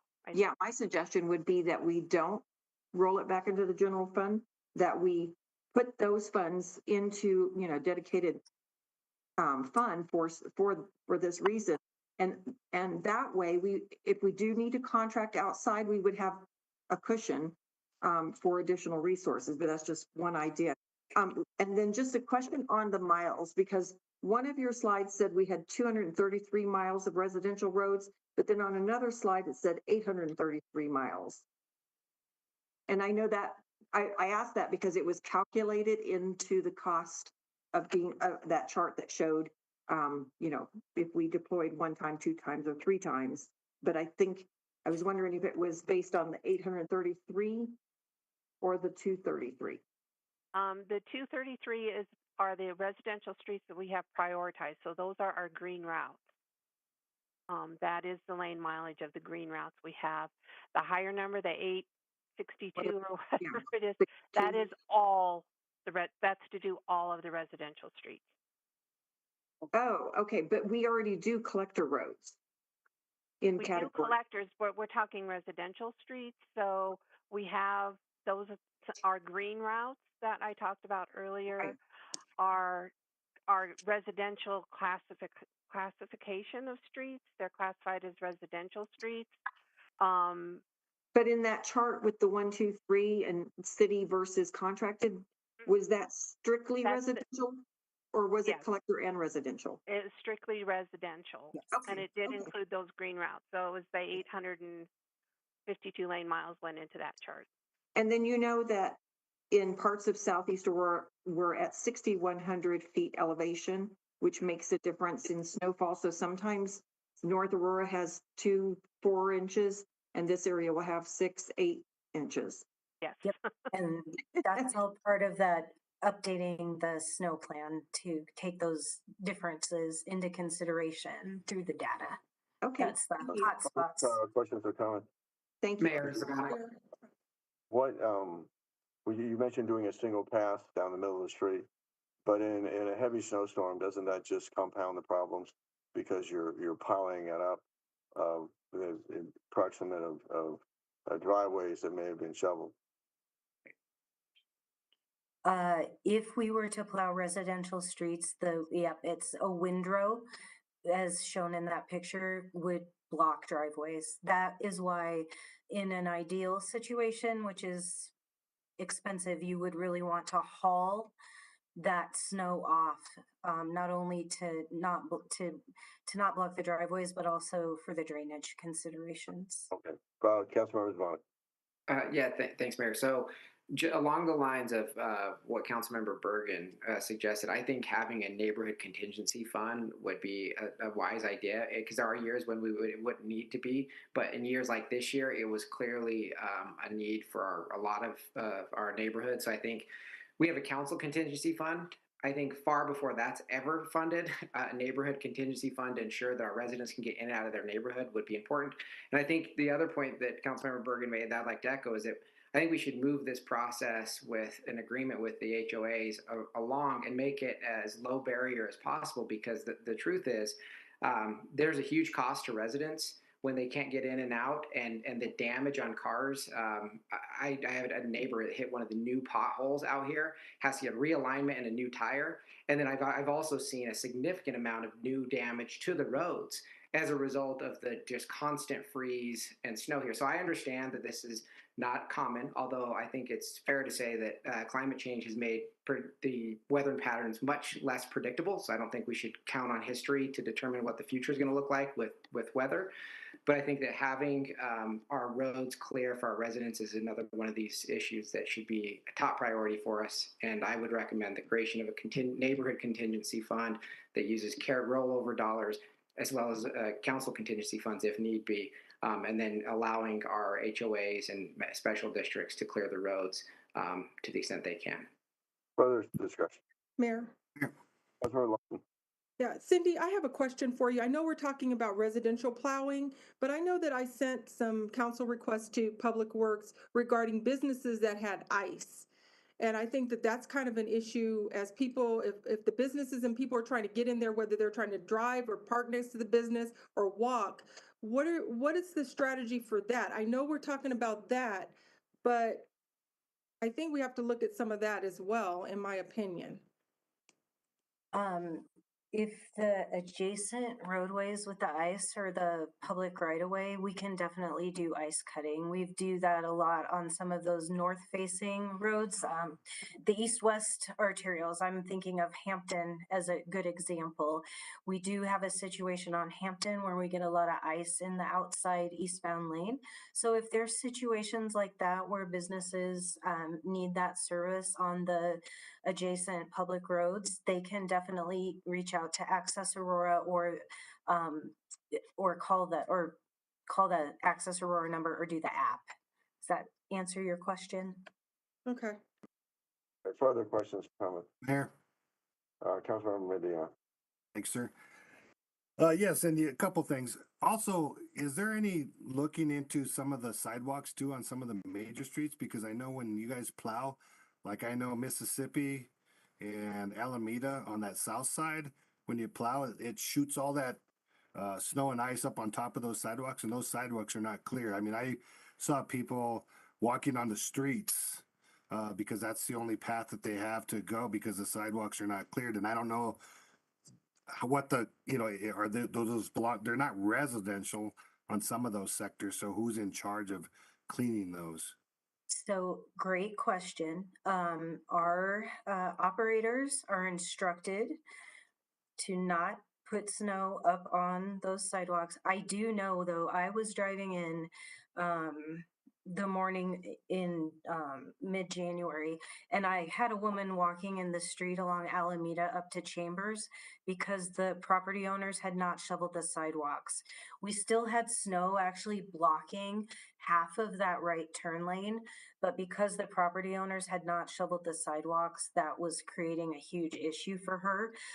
So we will work with code enforcement to that's our avenue to get the property owners to shovel. What we've done in the past is if we find out that our operators have blocked a sidewalk, they're often out shoveling to help get it cleared. So it's a good lesson learned. Mayor. Councilor Combs. So to clarify on that, if like I see this all the time on Parker Road, that the sidewalk has clearly the snow from plowing just back up onto the sidewalk. So, and that's just kind of the status quo after a snowstorm. So is that not from our operators or, I guess it doesn't seem clear to me that our operators are not putting snow back up on the sidewalks. And where does the snow go if it's not like, it shouldn't go up on the sidewalks, but where would they move it to in those instances where that's where it goes as they're plowing through on those major roads? Lynn, can you, Sure. So the city doesn't plow Parker Road, so that specific instance is state. So we don't do that. um, we try to, in those really heavy snowstorms, we will take that curb lane and try to store snow in that curb lane. Um, a lot of people kind of crowd when it snows. I don't know if you've noticed, people crowd to the middle.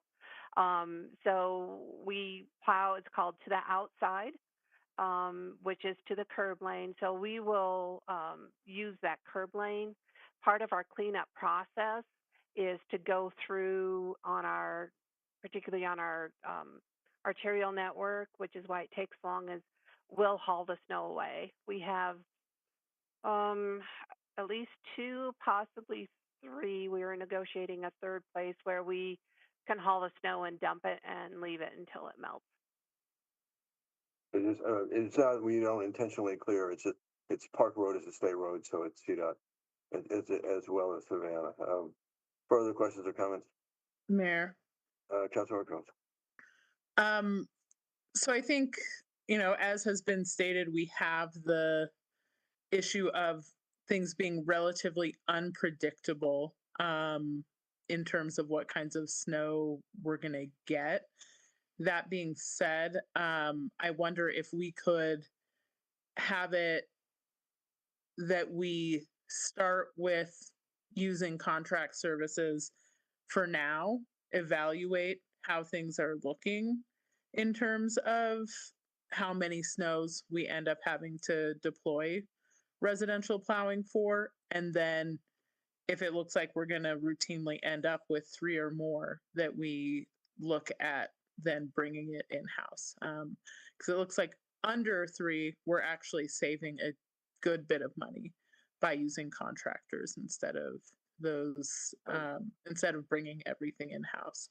But other than that, I certainly agree with saving the money, rolling over the money that's unused in 1 year, again, because of that unpredictability. Further discussion? I see none. Thank you. Mayor. Councilmember Mario. Oh, I think Councilmember Bergen was trying to speak. Councilmember Bergen. Oh, just on that point, that I suggested rolling the money over, and I think I heard Councilmember Zvonek and Councilmember Coombs agreeing. Is that something, I don't want to just leave this meeting and then it goes away. Is that something we can look into? yes, I've written it down to get with finance on that. Further questions? Mayor Murillo. Okay, thank you. Sorry, I didn't hear you. Yeah, thank you for the presentation. I had a question. So, it's going to take some time for some of the stuff to kind of get up and going if we decide to move forward. And I guess I kind of understand, like, on a high level, us wanting to do all this stuff, but I think there are probably some neighborhoods that like have some existing like snow issues that might be related to things like poor drainage in certain neighborhoods. I think of obviously older infrastructure, city infrastructure. Maybe the drainage pipes are not equipped to handle a certain amount of volume, right? So I guess if that's the case, because I have gotten, I've gotten complaints of the snow up on Montview, which I didn't realize was not the city's process.